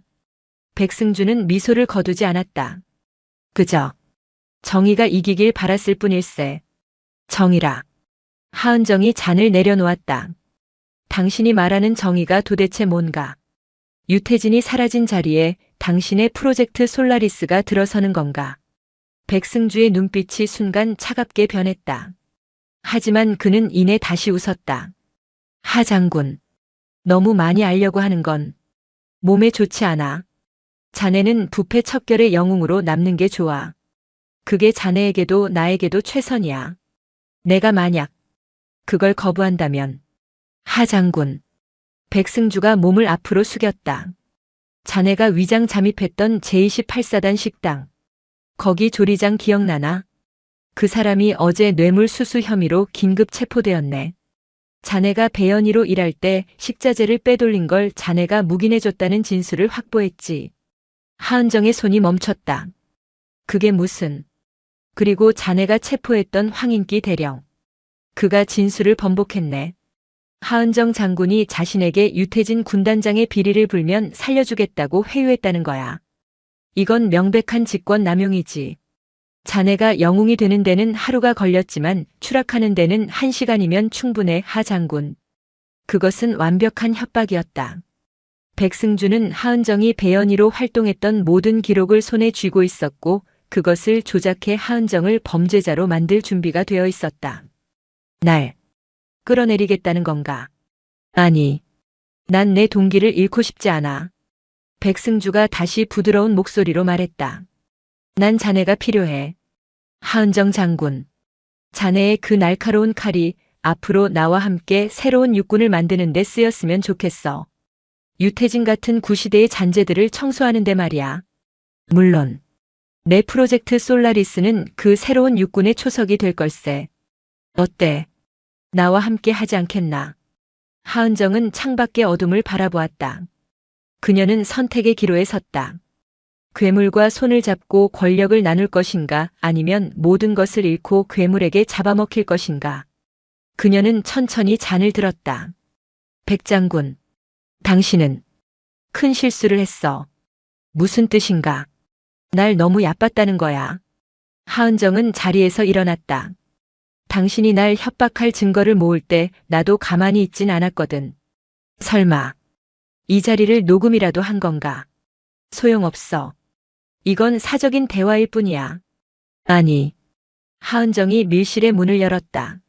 문 밖에는 국방부 장관과 장관의 직속 부대인 국군방첩 사령부 요원들이 서 있었다. 백승주의 얼굴이 경악으로 물들었다. 이게 무슨... 하은정은 장관에게 경례했다. 장관님, 프로젝트 솔라리스의 실체입니다. 이자는 유태진보다 더 위험한 반역자입니다. 모든 것은 하은정이 판 마지막 함정이었다. 그녀는 백승주의 저녁 식사 초대를 수락하기 직전 최진우 준이를 통해 확보한 프로젝트 솔라리스 관련 의혹 자료 전부를 들고 국방부 장관에게 두 번째 독대를 신청했다. 장관님, 저는 괴물을 잡기 위해 또 다른 괴물을 끌어들인 것 같습니다. 하은정은 모든 것을 고백했다. 백승주의 도움을 받은 과정, 그리고 그가 거대한 비리의 주범이라는 심증까지. 장관은 처음에는 믿지 못했다. 군내에서 가장 청렴한 그가 그럴 리 없다고 했다. 그래서 제가 직접 증거를 가져오겠습니다. 장관님, 저에게 방첩사 요원들을 붙여주십시오. 오늘 밤 그가 저를 만나 자신의 본색을 드러낼 겁니다. 한정식 집 밀실은 이미 방첩사의 도청 장비로 가득 차 있었다. 백승주가 하은정에게 했던 모든 말, 프로젝트 솔라리스를 인정하고 그녀를 협박했던 모든 내용이 실시간으로 장관의 귀에 들어가고 있었다. 백승주는 그 자리에 주저앉았다. 그는 자신이 하은정을 완벽하게 통제했다고 생각했지만 하은정은 그보다 한 수 위였다. 그녀는 기꺼이 추락할 위험을 감수하고 마지막 도박을 건 것이었다. 백승주 소장. 아니, 백승주 씨. 하은정이 차갑게 말했다. 당신은 군인의 명예를 더럽혔어. 당신의 그 새로운 육군은 감옥에서나 꿈꾸시지. 방첩사 요원들이 백승주에게 수갑을 채웠다. 청렴의 상징이었던 장군의 몰락이었다. 사건은 상상 이상으로 거대했다. 백승주 게이트는 군을 넘어 정계를 강타했다. 프로젝트 솔라리스에 연루된 해외 방산업체와 국내 정치인들까지 수사 대상에 올랐다. 육군은 그야말로 쑥대밭이 되었다. 2명의 삼성 장군 유태진 그리고 백승주의 모함이었지만 결국 연루된 것이 밝혀진 이철희과 2명의 이성 장군 김경석, 백승주의 동시에 구속되는 초유의 사태가 벌어졌다. 육군 참모총장은 이 사태의 책임을 지고 불명예 전역했다. 하은정은 모든 수사가 끝난 후 국방부 장관에게 조용히 전역 지원서를 제출했다. 하 장군. 왜 그만두려는 건가? 지금 육군은 하 장군 같은 사람이 필요해. 차기 참모총장으로도. 장관님. 하은정이 그의 말을 막았다. 저는 수사관입니다. 제 임무는 범인을 잡는 것이었고 제 임무는 끝났습니다. 하지만 저 역시 이번 사태의 책임에서 자유롭지 못합니다. 제가 백승주를 막지 못해 유태진을 잡았고 그 과정에서 군은 너무 큰 상처를 입었습니다. 제 위장 잠입 수사 역시 정당한 절차는 아니었습니다. 그녀는 배연이로 활동하며 불법적인 방식으로 증거를 수집한 자신의 행동을 스스로 용납할 수 없었다. 비록 그것이 더 큰 정의를 위한 것이었다 해도 절차적 정의를 무시한 수사단장은 더 이상 그 자리에 앉을 자격이 없다고 판단했다. 며칠 뒤 하은정 소장의 조촐한 저녁식이 열렸다. 그 자리에는 그녀가 구해냈던 이선 우소령에서 중령으로 진급했다와 박주환 병장 무사히 전역했다. 그리고 끝까지 그녀와 함께한 최진우 주니만이 참석했다. 이선우 중령은 거수 경례를 하며 눈물을 흘렸다. 단장님, 아니 장군님, 평생 이 은혜를 잊지 않겠습니다. 하은정은 군복을 벗고 사복 차림으로 계룡대의 위병소를 나섰다. 그녀는 얼음 마녀로 불렸지만 그녀의 얼굴은 모든 짐을 내려놓은 듯 평온했다. 그녀가 떠난 육군은 대대적인 개혁의 칼바람을 맞았다. 하지만 사람들은 알고 있었다. 그 피비린내 나는 개혁의 시작점에는 자신의 모든 것을 걸고 최전방 식당의 설거지꾼이 되었던 한 여장군의 희생이 있었다는 것을. 하은정의 이름은 군의 역사에 정의라는 단어와 함께 기록되었다. 오늘 이야기 어떠셨나요? 하은정 소장은 우리에게 진정한 용기란 높은 자리에 오르는 것이 아니라 그 자리에서 옳은 일을 하는 것임을 보여주었습니다. 때로는 가장 믿었던 사람이 가장 위험한 적이 될 수도 있지만 정의를 향한 신념만은 결코 배신하지 않습니다. 세상을 바꾸는 건 한 사람의 영웅이 아니라 묵묵히 옳은 길을 걷는 평범한 사람들입니다. 여러분도 오늘 하루 작은 용기를 내어 보시길 바랍니다. 지금까지 들어주셔서 감사합니다.